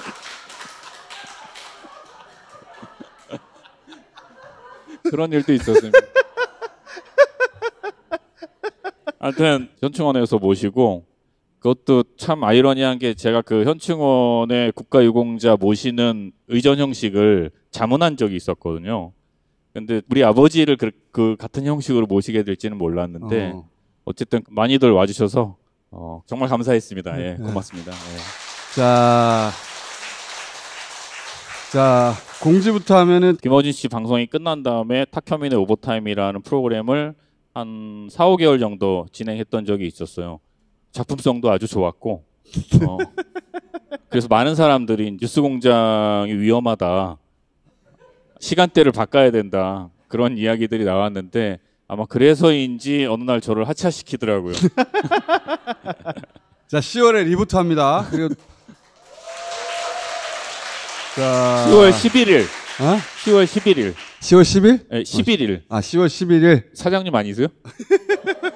자, 그리고 평산 책방 유튜브 채널을 따로 준비 중이에요. 평산 책방도 사실은 공익재단이기 때문에 많은 사람들이 후원하고 참여해줘야 도서지역이나 작은 책방이나 어린이들한테 책을 이렇게 공급해주는 그런 역할을 하려고 하고 있고 실제로 많이 했어요. 그런 도움들도 좀 필요하고 자체 컨텐츠를 좀 가져야겠다는 생각도 해서 일주일에 하나씩 김어준의 뉴스공장의 장소 협찬을 받아 녹화를 하려고 하거든요. 일주일에 한 꼭지씩 제작해서 평산 책방 유튜브 채널로 여러분과 만나려고 하고 있고요.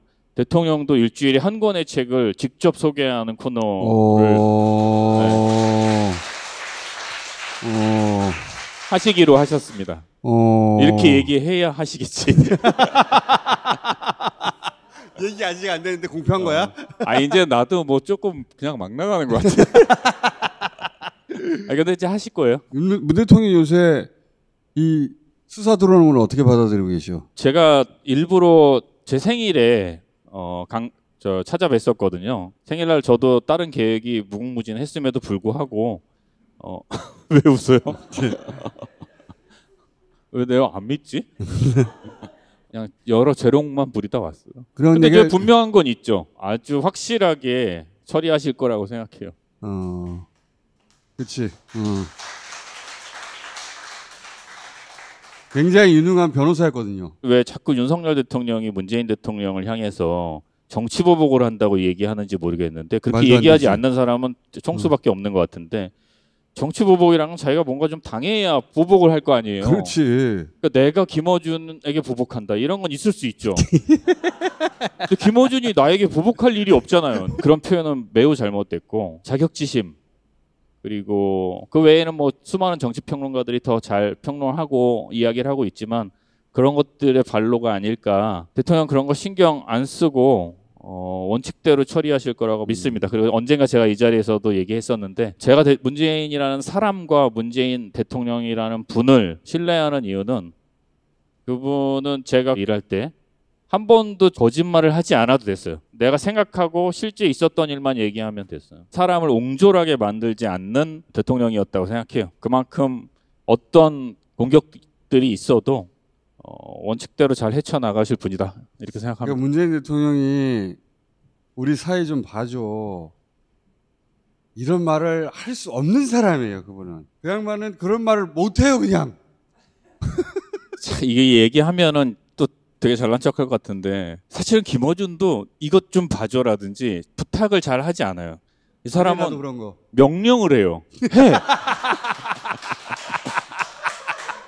그러니까 예를 들어 이 사람을 봐줘 이렇게 얘기 안 해. 이 사람을 위해서 일해 이렇게 얘기하지. 문재인은 그런 사람이 아니야. 그냥. 흔히 이야기하는 이재명 대표와 문재인 대통령을 이런 프레임 안에 가둬서 서로 조금씩 갈라치기 하거나 그렇지. 그렇게 하려는 의도도 있지. 의도가 있었는데 제가 보기에는 그 의도와 반대로 그렇지. 흘러가는 모습이 보이더라고요. 그러니까 이 두 분을 다 좋아하는 사람도 있고 두 분 중에 한 분을 좋아하는 사람도 있고 뭐 혹은 또 싫어할 수도 있지만 지금은 같이 가야 되는 거 아니야? 그쪽이 기대했던 것과 역효과를 내고 있는 거고 또 둘이 처지를 10분 이해하잖아. 그렇죠. 문 대통령은 나는 이걸 굉장히 담담하게 받아들일 거라고 보는데 본인은 노무현 대통령도 봤고 근데 이제 김정숙 여사 정치인이 아니란 말이야. 응? 어떻게 받아들이시나 이런 거? 천성이 밝으시잖아요. 유쾌하게 계시고 왜냐 샤넬 옷 같은 샤넬. 경우에 본인이 한번 입으셨고 그 다음 날 바로 반납을 하신 거로 알고 있고 반납을 받았다고 샤넬이 얘기하고 샤넬이 만약에 우리 못 받았는데요 이러면 얘기가 달라질 수 있죠. 어느 정도 시간이 지난 다음에 여사님이 입었다는 그 샤넬 디자인의 옷을 한글박물관에 기증했다. 근데 기증한 옷이 입었던 옷과 다르다. 뭔 상관이죠? 난 정말 이해가 안 가요. 꿀꺽했다. 샤넬 옷을 이거예요 한마디로 말하면. 근데 샤넬이 그걸 돌려받았다고 하는 순간 다 끝나야 되거든. 샤넬이 아직도... 이렇게 얘기했죠. 입었던 옷은 바로 돌려받았고 그다음에 이제 디자이너가 한 쇼에 내보내는 게 똑같은 패턴이나 비슷한 패턴으로 여러 가지 옷들을 만드는데 실제로는 그 옷이 두세 벌 있는 거죠. 그래서 하나는 자기네가 보관하고 있고 같은 취지로 만든 옷 중에 한 벌을 그걸 기증했다. 그게 왜 이상한지 잘 모르겠어요. 꿀꺽했다를 지금 만들려고 하는 거야. 그러니까 꿀꺽했다면 샤넬이 못 받았다고 얘기를 해야 꿀꺽했다가 나오죠. 샤넬이 받았다 하는 순간 다 끝났어야 되는데 사실 디테일 잘 모르는 사람들이 김정숙 샤넬 꿀꺽이구나 이렇게 생각하게 만들려고 샤넬 하는 거예요. 그래서 뭐 이런저런 사람들 계속 소환하고 실무자들이 많이 불려가게 돼요. 그분들은 뉴스에 나오는 것도 아니고 정치를 하는 분들도 아니고 그래서 고초를 겪죠. 고초를 겪는 사람 중에 가까이 지내던 친구라 아는데 왔더라고요. 그 빈소에. 저 이제 괜찮아요. 그래. 그래서 왜? 뭐 다 풀린 거야? 그랬더니 아니요. 저랑 비슷한 처지가 너무 많이 늘고 있어요.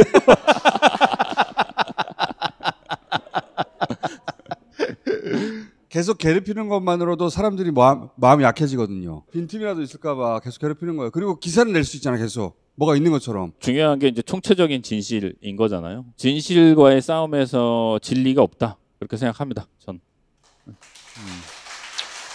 자, 책 얘기하고 이제 들어가. 책 뭐야 이것도. 그러니까 아이스 브레이킹은 끝났고 이제 본론으로 들어가죠. 책을 왜 이렇게 많이 내? 무슨 책이야 이번에는? 말 그대로 더 쇼입니다. 두 가지 이유가 있었어요. 하나는 기획하고 연출하는 사람이니까 자기가 하고 있는 일종의 툴이랄까? 혹은 방식이랄까? 이걸 한 번쯤 정리를 하고 싶어하는 욕망이 생기게 되거든요. 두 번째는 이 약간 오만하게 들릴 수도 있는데 탁현민 스타일? 뭐 요즘 특히나 정치 이벤트나 뭐 이런 게 뭐 이전 정부에서 해왔던 스타일을 흉내낸다거나 이니셔티브를 쥐고 있는 저로서는 무척 불쾌하거든요. 할 거면은 제대로 좀 했으면 좋겠다라는 취지로 만든 것도 있습니다. 발상을 하는 방법, 실제로 그걸 기획하는 방법, 그 기획한 걸 제작하는 방법, 그리고 현장에서 연출하는 방법까지 제가 해왔던 사례들을 집어넣고요. 이런 책이 사실은 홍보하기가 어려워요. 그래서 약간 고민을 하다가 내가 세간에 어떤 평가를 받는지를 다시 한번 회고해 봤어요. 그랬더니 조선일보, 중앙일보, 동아일보 저를 상당히 긴 시간 오랫동안 평가를 했더라고요. 그 내용을 그냥 이 뒤에 넣으면 되겠구나. 이를테면 이런 거죠. 우리가 아는 탁현민은 문재인 대통령을 돋보이게 할 목적으로 수많은 쇼를 기획했다. 매우 성공적으로 조선일보. 지금 생각하면 당시 의전비서관실 선임행정관 탁현민이 탁월한 연출인 것 같다. 동아일보. 어디 탁현민 같은 전문가 없습니까? 중앙일보.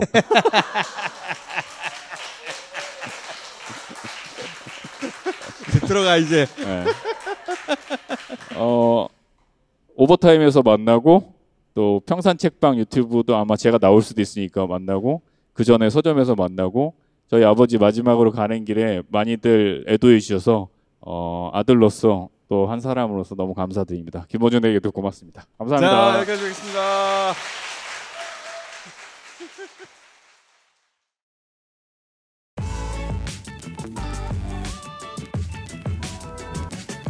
맛있다. 어쨌든 마구 마카 다시 들어왔네? 이게 마카구나. 처음 봤어 나도. 마늘종 비슷하게 생겼네.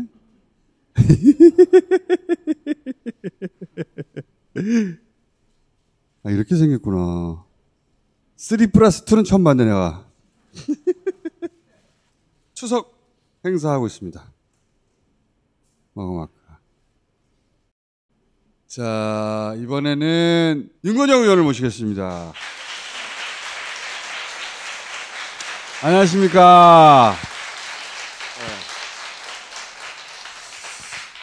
우리가 추석 밥상에 모였을 때 틀림없이 이게 화제가 될 수 있거든요. 그렇습니다. 그때를 위해서 요약 정리하려고 하는 거예요.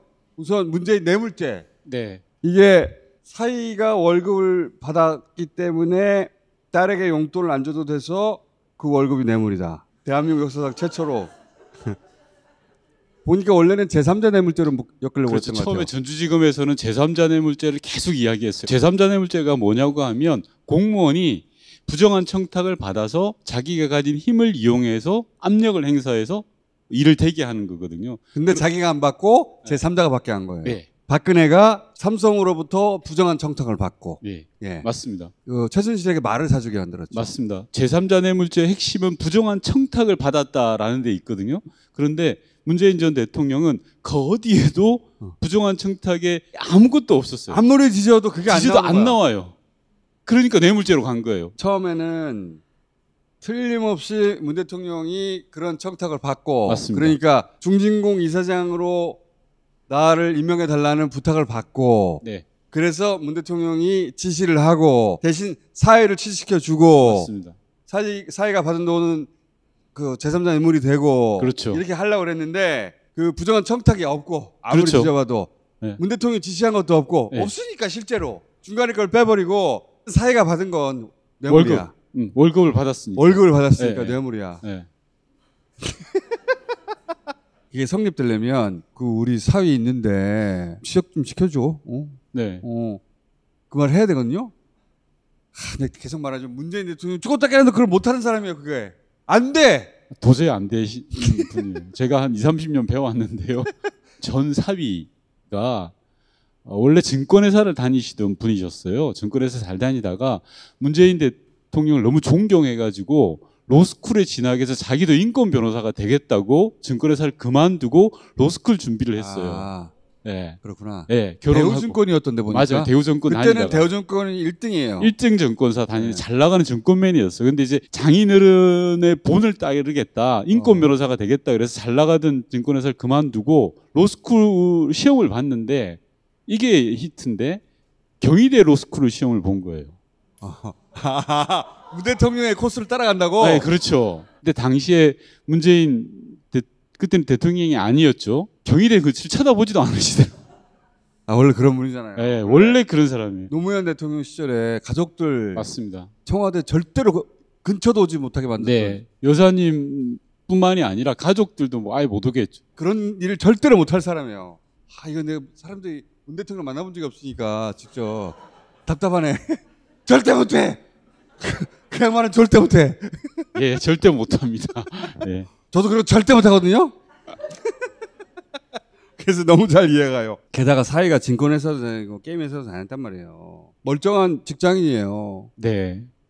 그리고 거대한 항공사도 아니고 보니까 맞습니다. 타이 이스타젯이라는 항공사라고 하잖아요. 태국 내에서 비행기 티켓팅을 하는 회사가 출자한 아주 작은 회사예요. 출발할 때는 한국인 직원이 2-3명, 전체 직원이 9명도 채 안 되는 회사. 론칭하는 회사에 네. 이 경력으로 간 거예요. 아시는 분은 아시겠지만 대우증권이 넘버원이에요. 맞습니다. 그리고 실제로 일을 제대로 해서 성사시켰더만요. 그 일을. 여러 가지 일을 성사시켜서 사이도 되게 지금 막 속이 타요. 억울하다고 생각을 하죠. 타이가 사이가 얼마나 일을 했는데 아무 일도 안 하고 2년 동안 월급만 축내는 사람으로 몰려가고 있어서. 게다가 독립생계란 말이죠, 이게. 네. 완전히. 미친 새끼들. 김정숙 5천만 원? 이것도 황당하단 말이죠. 너무 황당한 이야기인데요. 김정숙 여사께서 딸에게 5천만 원의 뭉칫돈을 보냈다가 조선일보 타이틀이었어요. 뭉칫돈 보내라는 건데. 그리고 밑에 보면은 돈 세탁. 예. 의혹 해가지고. 근데 첫 번째는 돈을 보낸 시점이에요. 2022년 문재인 대통령이 대통령 퇴임 이후에 보냈어요. 사위가 취업을 했던 2018년으로부터 4년이나 지난 일이에요. 두 사건은 전혀 별개의 일입니다. 그리고 두 번째로는 김정숙 여사가 딸에게 돈을 보내면서 무통장 입금으로 보냈는데요. 거기다가 김정숙이라고 자기 이름을 넣었어요. 그렇지. 거기서 다 끝난 거예요, 그냥. 네. 자기 이름으로 돈 세탁하는 경우가 어딨어요. 돈을 보내는 자기 이름 넣었어요. 근데 왜 자기 이름으로 자기가 직접 하지 왜 다른 사람을 시켰냐라는 게 이제 남은 하나의 포인트인데, 당시에 보수 유튜버들이 평산마을 주변을 완전히 둘러싸가지고 집 밖 이 문제가 아니라 창문을 열기도 힘든 상황이었어요. 쉽게 말하면 친정엄마가 딸에게 돈을 좀 보내야 되는데 아는 지인에게 예를 들어서 개똥이 엄마 내가 나중에 할게 이거 좀 보내줘 라고 했던 게 전부예요. 그러면서 혹시라도 모르니까 돈 보낼 때 무통장 입금에 김정숙이라고 꼭 넣어야 돼 라고 했던 거예요. 이게 전부예요. 사실 아무것도 아니에요. 아무 일도 아닌데 그 아무 일도 아니라는 걸 검찰은 아는데 이 설명을 다 빼버리고 뭉칫돈 남이 보내줬네? 돈 세탁의 의혹 맞습니다. 붙여가지고 돈을 보낸 분에 대해서도 소환 조사를 이미 여러 차례 했어요. 검찰이. 그리고 계좌까지 다 틀었어요. 그거 다 알아요. 그런데 5천만 원 뭉칫돈만 특정 언론사에 던져준 거예요. 이게 뭐하고 똑같냐? 노무현 전 대통령 돌아가실 때 논두렁에 시계 던졌다고 똑같은 거예요. 똑같은 거죠. 네. 실제로는 논두렁 아닌데. 시계. 상징 언어를 가지고 문재인 전 대통령 내외를 아주 나쁜 사람으로 몰아가려고 이미지를 조작하려고 하는 거예요. 검찰이 모르지 않습니다. 이미 기본 학습은 돼 있는데 외우세요. 문다의 별장 이거는 노무현 요트하고 똑같은 거예요. 예. 그리고 아방궁하고도 똑같아요. 그렇지. 생각해보세요. 2008년에 봉화에 아방궁이 있다 그랬잖아요. 근데 여기 많은 분들 봉화 사저 가보셨잖아요. 그게 무슨 아방궁이에요. 제주 별장도 지금 똑같아요. 이것도 퇴임 이후의 일입니다. 그 제주 주택을 샀던 게 문다혜 씨가 에어비앤비를 해서 자기 생계를 유지해야 되겠다 싶어서 기존에 서울에 있던 주택을 팔아서 제주도 집을 샀어요. 그래서 에어비앤비에 등록을 하고 지금도 하고 있어요. 손님을 받아요. 네. 그걸 검찰이 모르냐? 알아요. 알아요. 근데 더 황당한 건 뭔지 아세요? 그 에어비앤비 집에 검찰이 압수수색을 한 거예요. 생각을 해보세요. 에어비앤비로 내놓을 집에 뭘 놔두겠습니까? 손님들 오는 집인데. 손님들 거기를 오는 압수수색을 집에. 했어. 근데 그 집을 압수수색을 했어요. 별장이라고 그러면 일단 경제적으로도 여유 있게 보이는 데다가 거기다 뭘 숨겨놨나 보다. 이런 느낌을 주려고 일부러 압수수색을 한 거예요. 그래서 언론들이 제주 별장으로 몰려가게 만드는 거죠. 뭔가 있어. 뭔가 숨겨놨을 거야. 그리고 돈이 많아. 이런 이미지를 부여하려고 하는 거죠. 문다혜 씨 이혼 후 생계 위에 에어비앤비 해. 이렇게 하면은 아무 기사가 안 되잖아. 아무 기사가 안 되니까 문다혜 별장 압수수색 이렇게 만드는 거지. 5천만 원 딸한테 보내 자기 이름으로. 아무 기사가 안 되잖아. 그러니까 뭉칫돈 그리고 돈 세탁. 야야 개놈 새끼들.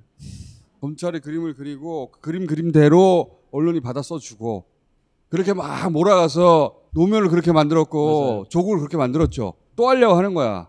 이번에는 안 통하네. 혹시 이 건으로 문 대통령하고 얘기는 해보셨어요? 예, 얘기했죠. 뭐라고 하십니까? 화가 많이 나셨죠. 네. 그분이 화가 나면 말은 안 하는데. 말 안 하시죠. 조금 전에 이제 공장장께서 말씀하셨는데 변호사로서 정말 뛰어난 변호사거든요. 승률이 되게 좋아요. 부산 경남에서 인권 변호사로 정말 날리셨던 분이세요. 다시 변호사 모드로 돌아가셨어요. 그분은 화가 나면 말을 안 하니까. 네, 말씀을 없으세요. 부인은 지금 뭐라고 하십니까? 거기에 대해서. 탁혜민 비서관이 여사님이 되게 밝으시더라고 했는데 여사님이 밝으신 건 그만큼 아프다는 소리예요. 그분은 정반대로 표현하니까. 네. 네. 제가 볼 때는 그래요. 마음이 아픈 거죠. 특히 제가 보기에는 딸이 괴롭힘을 당하는 게 맞아요. 세간에는 알려지지 않았지만 문다혜 씨가 퇴임 이후에 지금까지 2년 반 동안 계속 당했어요. 예를 들어서 문다혜 씨 고등학교 동창의 계좌도 틀었습니다. 6개월 전에 전셋집을 하나 구했어요. 그 전셋집을 소개해준 부동산 중개업소를 틀었어요. 예전에 노무현 잘 가던 삼계탕집 털은 거 똑같네. 똑같아요. 대통령께서는 아무 말씀 안 하시지만 김정숙 여사는 그게 이제 다르게 표현돼 있죠. 문다혜 씨는 이걸 어떻게 받아들입니까?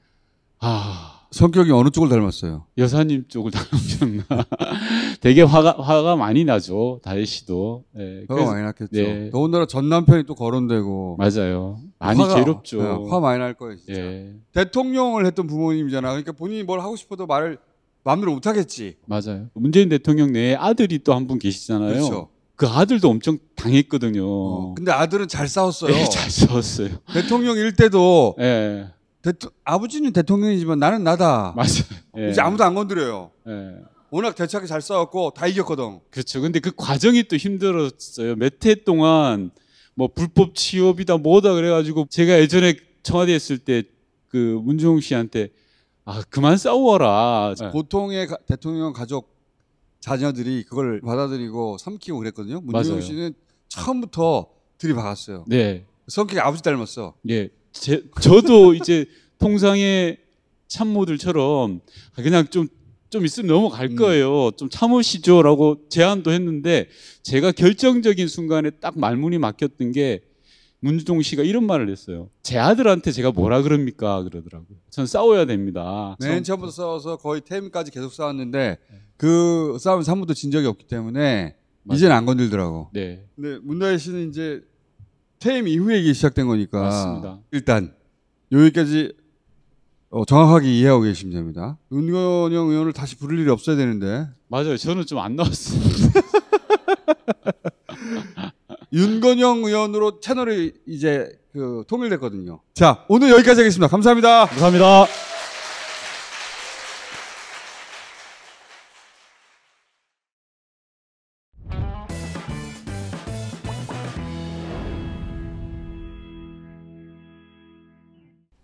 어, 30년 산.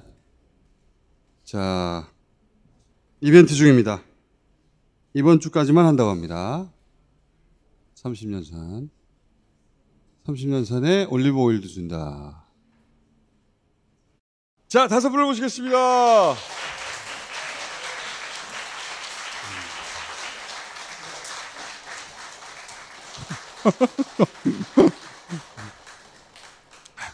한 바가지네 아주.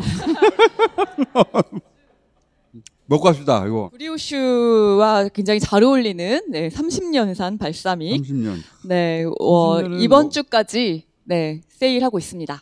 2병에 15% 그리고 이거는 따라갑니다. 네. 맛있어. 먹을 때마다. 너무 금방 다는 게 문제예요. 이게 순삭이야 순삭. 아, 좀 도움 좀 내봐 오늘은. 약간 블루베리 잼 맛이 나는 것 같아요. 닥쳐! 아니 비니거에서 이런 맛이 나도 되는 거예요? 아 거기까지만 이야기하겠습니다. 약간 거기서 시큼한 맛이 더해져가지고 새콤 달콤도 있는데 시큼이라고 해야 돼? 무슨 묵은 김치야? 아니 근데 오늘 보니까 이렇게 다 오늘 푸른색으로 맞췄어요. 그러니까 우리한테만 얘기 안 해줬어. 드레스 코드를. 미식가 양지열 변호사 얘기 한번 듣고. 평소 겪어보지 못한 맛이거든요. 그리고 이제 워낙에 진하다 보니까 적포도 안쪽에 껍질에 붙어있는 알맹이 부분 있죠. 그 맛. 알맹이 말고 껍질에 붙어있는 거. 그거를 농축시켜놓은 그런 느낌이 나요. 안 드셔보시면 손해예요, 그냥. 이 세상에 이런 맛도 있다라는 걸 느껴보고 가셔야 될 거 아니야, 어디 가도.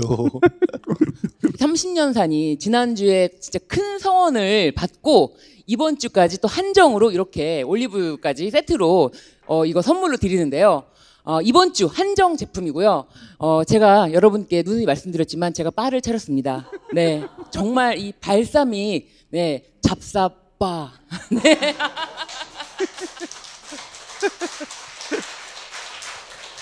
네, 저의 바로 초대합니다. 네, 잡사바. 네. 탄수화물파가 있고 단백질파가 있어요. 그런데 오늘은 이 탄수화물파를 위해서 빵을 준비했어요. 근데 브리오시 빵이라고 해서 이 식빵에 따라서도 이 발사믹을 즐기는 이 맛이 달라집니다. 잡사바. 네, 조국 대표가 단백질 판 것 같아요. 네. 그 두부랑 발사믹해서 조 대표님 나가시고 우리가 와서 있는데 나가자마자 보니까 페이스북에 올렸더라고. 맛있다. 두부랑 발사믹. 자, 오늘은 한 가지 주제만 얘기해봐요. 대통령 부인 김건희 공천 계획. 요거 특이한 양상으로 전개되고 있거든요. 뉴스토마토가 일단 첫 보도를 했는데 모든 언론이 다 받았었어요. 그렇다는 얘기는 자기들도 들어본 이야기라는 거거든. 첩보가 있었다. 내용은 구체적인데 전부 이니셜이야. A, B, C, D, E가 아니고 M. 명. 그리고 당사자 김 의원은 부인하는데 고소고발을 안 해. 대통령실도 부인하는데 고소고발을 안 해. 그러니까 우리는 의문을 가질 수밖에 없잖아. 사실이 아닐 테지만. 당연히 사실이 아니겠지. 우리 영부인께서 그럴 리가 있나? 먼저 뉴스토마토에서 텔레그램을 봤다고 말하는 AB 의원이 누구냐? 근데 이건 다 나온 거 아닌가요? 자기 입으로 말해봐. 민주당 아니고요. 국민의힘 아닙니다. 네. 우리 저희 조국혁신당과 예. 당명이 3개나 같지만 우리는 아닙니다. 거기 2명이 AB라는 거기 의원이 비대까지 합쳐서 네. 3명. 총 3명이잖아. 근데 비대는 못 봤다 그러더만요.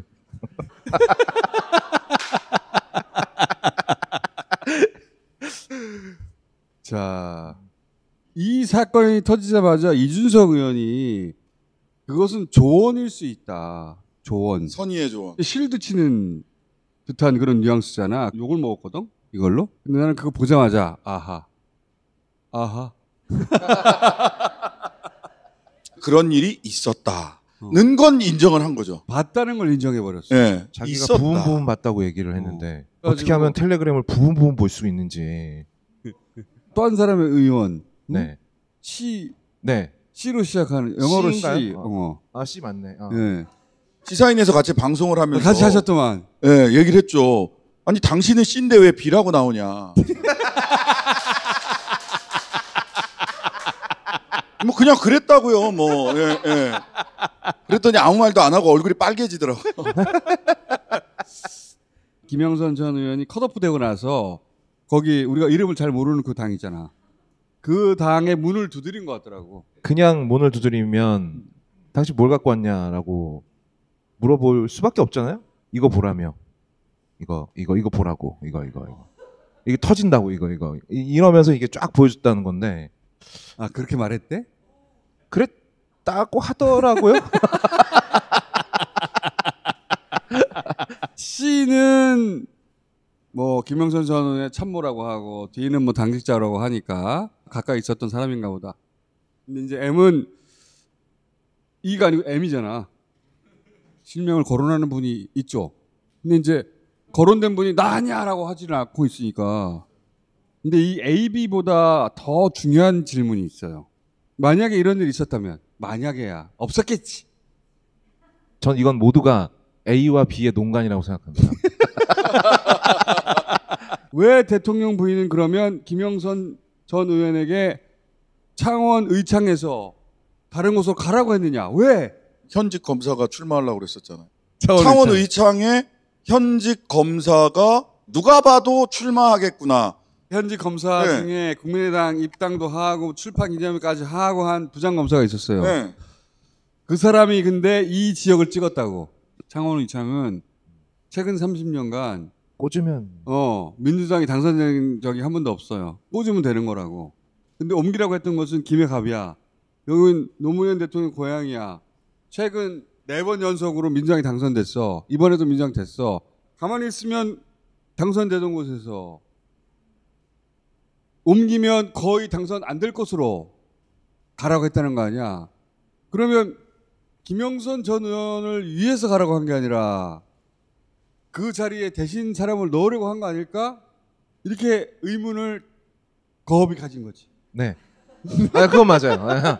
이상하지 않습니까? 저라면 순순히 안 갈 것 같아요. 그런데 그렇죠. A와 B들이 밝힌 바에 따르면 김건희 여사가 여기로 가면 맞춤 공약이라든지 그때 대통령 막 그거 하고 다녔잖아요. 대신 그 자리에, 그 좋은 자리에 공천만 받으면 당선될 수 있는 곳에 넣으려고 했던 사람이 있었던 게 아니냐고 거업이 불경스럽게.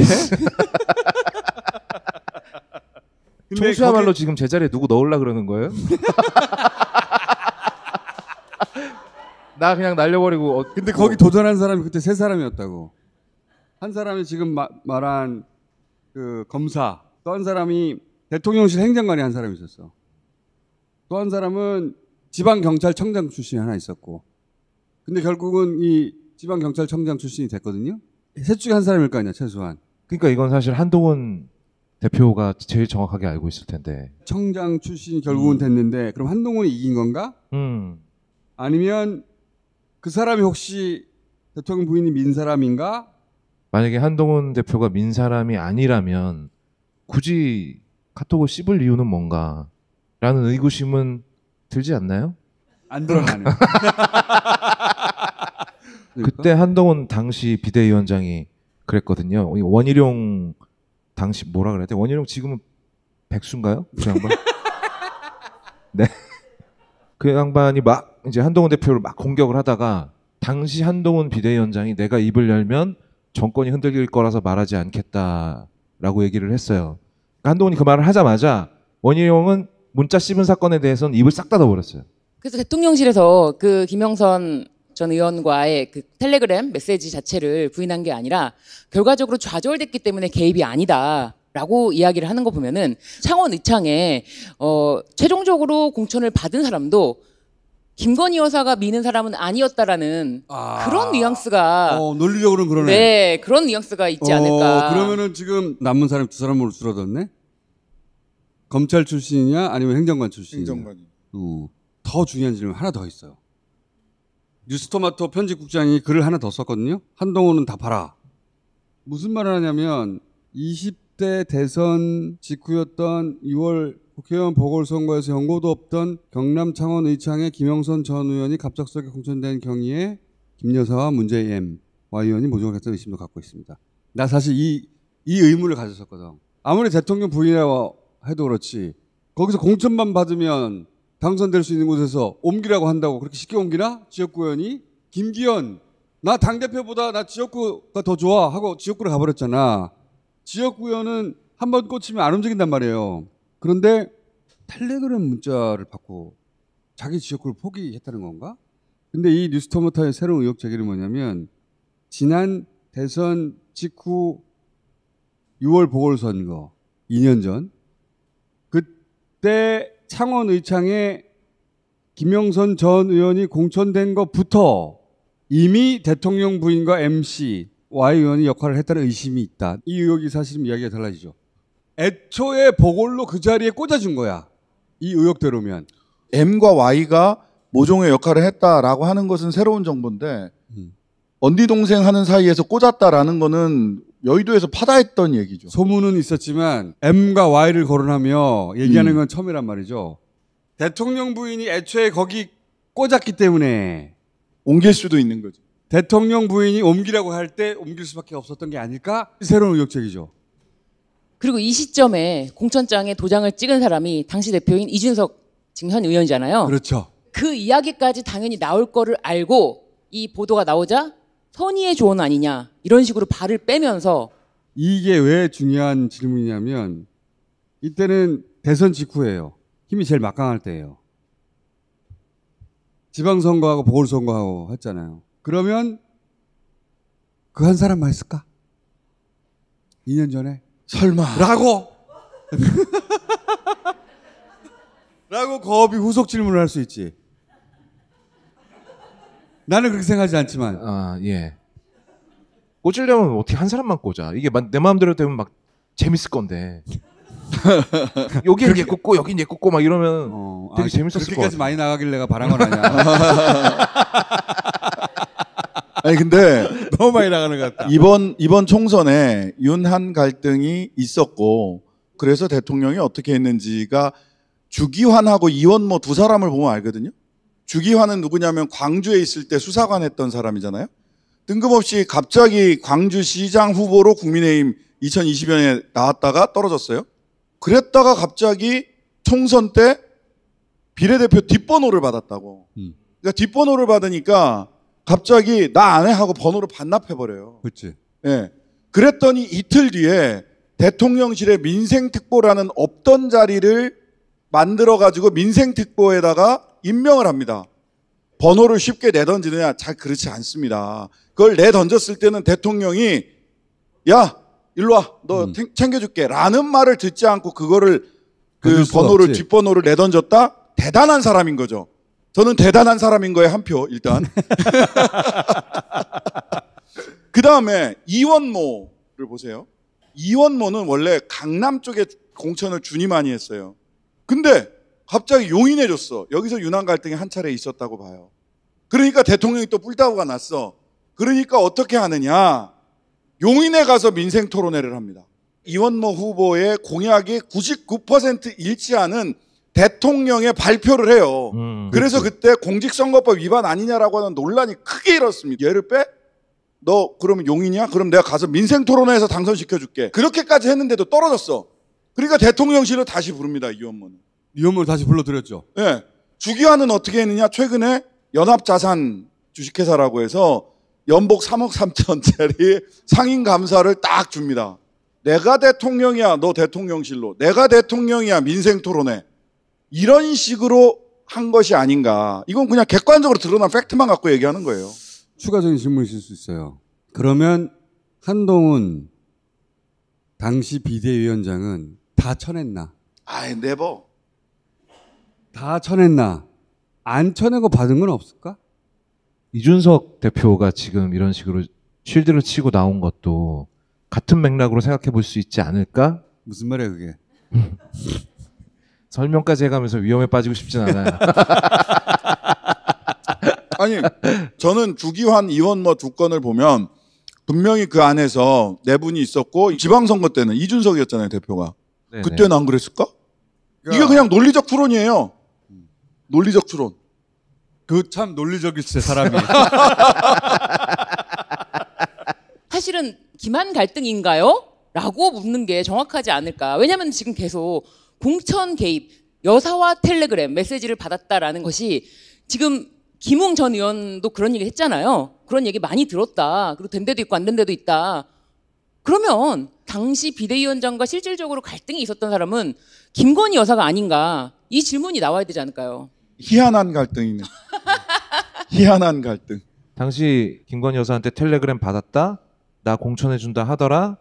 그리고 공천을 받았다라고 자랑스럽게 보여주고 다녔던 사람이 꽤 된다는 이야기를 지라시로 많이들 예. 지라시 얘기를 하면 어떡해. 이건 김웅 전 의원이 얘기했잖아, 방송에서. 아, 그랬구나. 네. 김웅 전 의원이 했어. 김웅 전 의원이. 방송에서 했습니다. 아유. 방송에서 말했으니까 그거 예. 말해도 돼. 김웅 전 의원이 얘기했다고 합니다. 박지원 의원께서 얘기를 하셨어요. 김영선 전 의원은 공사 원래 발령은 내려고 했는데 요 사건이 터지면서 약간 유보되어 있는 거 아니냐라고 하는 취지로 이건 박지원 의원이 말씀을 하신 거예요. 제 말이 공기관으로 아닙니다. 윤석열 정권의 특징이잖아요. 어떤 사건이 연루되면 자리로 가잖아. 그런 케이스로 김영선 전 의원이 가기로 돼 있었다고 박지원 의원이 얘기를 했지 우리는 몰라. 그 갈등이 결국에는 내가 이러이러한 사람들을 가지고 우리가 후보들을 냈어야지 잘 됐을 텐데 너 때문에 망가졌다 뭐 이런 식의 생각들도 혹시 들어가 있는 거 그럴 아닐까. 수도 있지. 거꾸로 복귀를 하다 보니까 그 설명이 이렇게 될 수 있겠다 그러니까 싶어서. 한동훈 비대위원장 같은 경우도 본인 뜻대로 못한 공천이 있잖아요. 김경률. 마리 김건희 마리 앙뚜아네트. 앙뚜아네트. 그거는 절대 용납할 수 없는 선이었던 거죠. 바로 그 선이 굉장히 중요한 선이지 않았을까. 논리적 추론입니다. 거업은 막 출연해봐 한번. 네? 굉장히 논리적이라고 생각합니다. 한쪽에서는 막으려고 할 것이고 한쪽에서는 터뜨리려고 할 텐데 아직은 이게 밸런스가 한쪽이 안 무너진 것 같거든. 근데 그게 어떻게 영원히 갈 수 있겠나? 있다면 나는 없다고 생각하지만 있다면 거업은 있다고 생각하는 거 아니야? 저는 확실히 있다고 생각해요. 네. 누군가는 분명히 가지고 있다. 보기만 했다 안 넘겼다. 캡처만 갖고 있다라는 얘기도 있는 것 같던데. 당직자 DC는 갖고 있다고 그랬거든. 녹취를 누가 갖고 있다는 얘기를 들어본 적은 있어요. 녹취를 들어본 적은 없는데 녹취를 갖고 있다. 그 얘기 들어본 적 없어요? 없어요.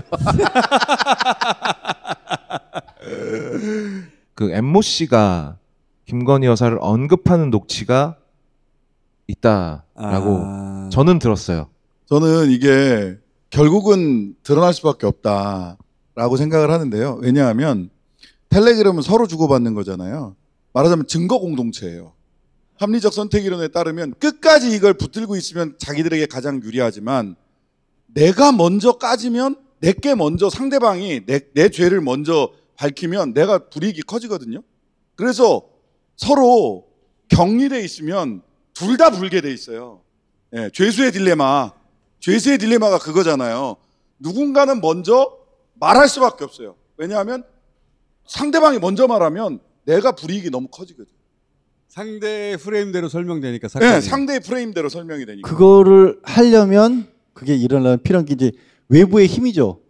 이대로 있다가는 내가 먼저 죽을 수도 있겠다는 상황이 만들어져야 되는데 그 상황이 관건인 것 같아요. 외부의 압력이 만들어지면 뭐 단순하게 이거 하나뿐만 아니라 나올 거는, 왜냐면 우리 대통령도 통화 많이 하고 개인 전화도 많이 쓰셨고 텔레그램도 보내고. 진교훈 강서구청장 선거 때 단 한 군데지만 딱 뚫리니까 책임론이 확 불거졌잖아요.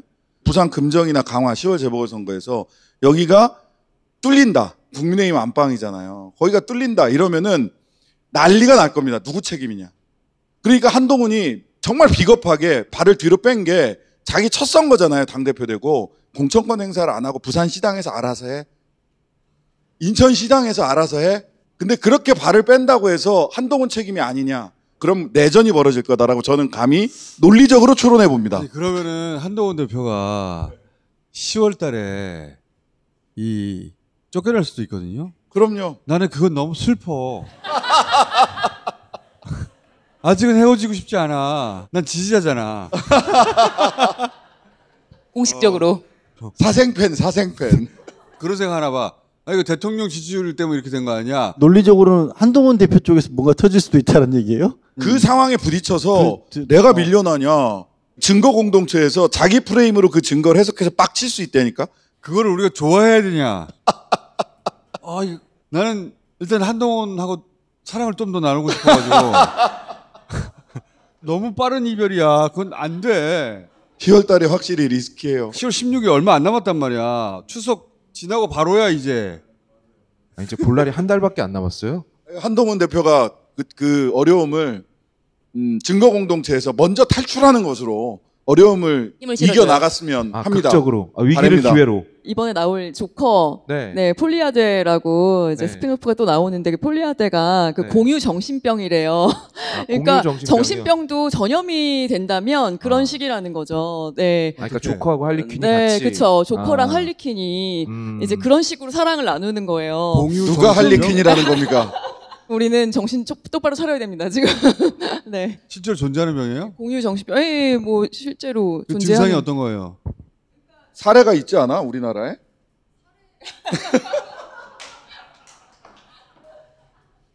병은 있는 것 같고요.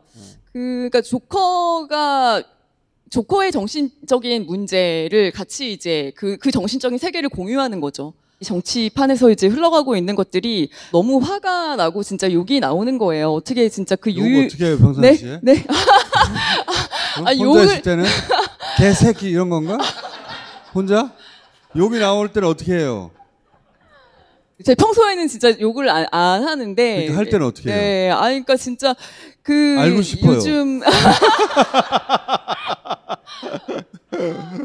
대통령실에서 그러면 정말 어떻게 이렇게 그런 그 또라이들 콜렉션을 만들어 놓는지. 이소원 평론가 그렇게 안 봤는데 거치네.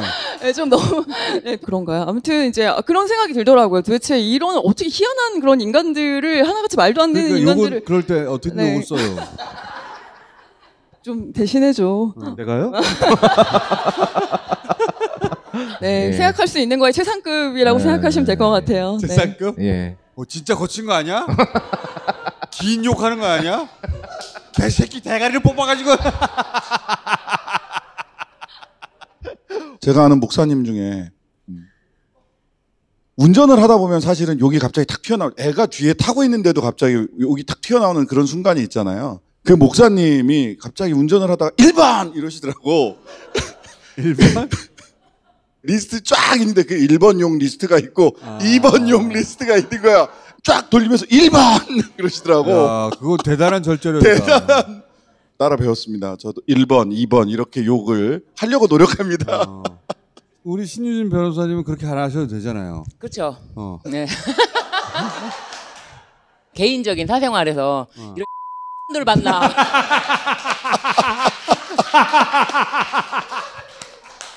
삐.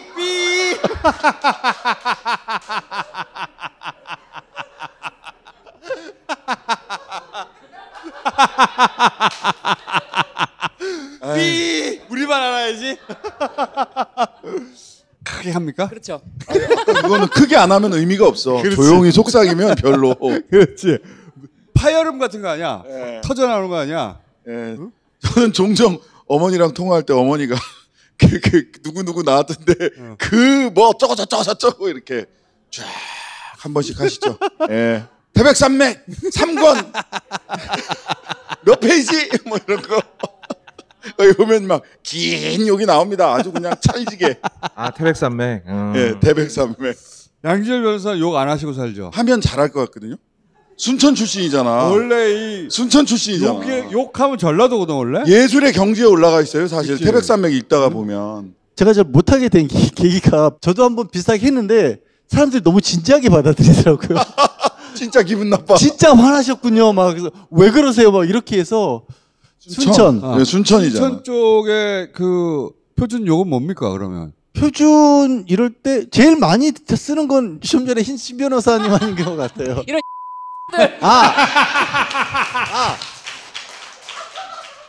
어쩌다가 여기까지 와버렸지? 자, 누구 짤만 났나 보자. 하여간 이게 굉장한 트리거가 될 수 있다. 맞습니다. 굉장한 트리거가 될 수 있어요. 김건희 여사 오늘 막 사진 찍고 이번에 추석 영상에도 나온다고. 그러니까 본인은 지금 다 털었다고 생각을 하고 그치. 이제 나오시는 거잖아요. 그렇지. 여기 계신 분들이 가장 힘들고 어려운 일을 하시는 것을 잘 알고 있다. 앞으로도 문제를 가장 잘하는 현장의 목소리에 항상 귀 기울이겠다. 그러니까 자기가 대통령이야. 대통령 얘기지. 대통령이야. 자살 예방을 위해 난간을 높이는 등 조치를 했지만 현장에 와보니 아직 미흡한 점이 많다. 한강대교처럼 구조물 설치 등 추가적인 개선이 필요할 것 같다. 이거는 그냥 격려 차원에서 간 게 아니잖아. 현장의 목소리에 귀 기울이겠다. 왜? 네가 왜?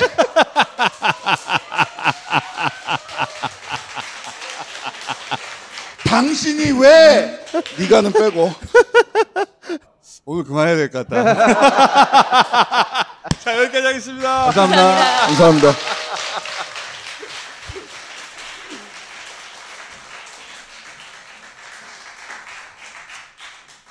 뭔가가 터질 것만 같은 그런 분위기입니다. 날씨가 선선해지기 시작했는데 체력을 길러야 되겠어요. 추석 잘 보내시고 추석 다음 주에 다시 뵙겠습니다. 끝!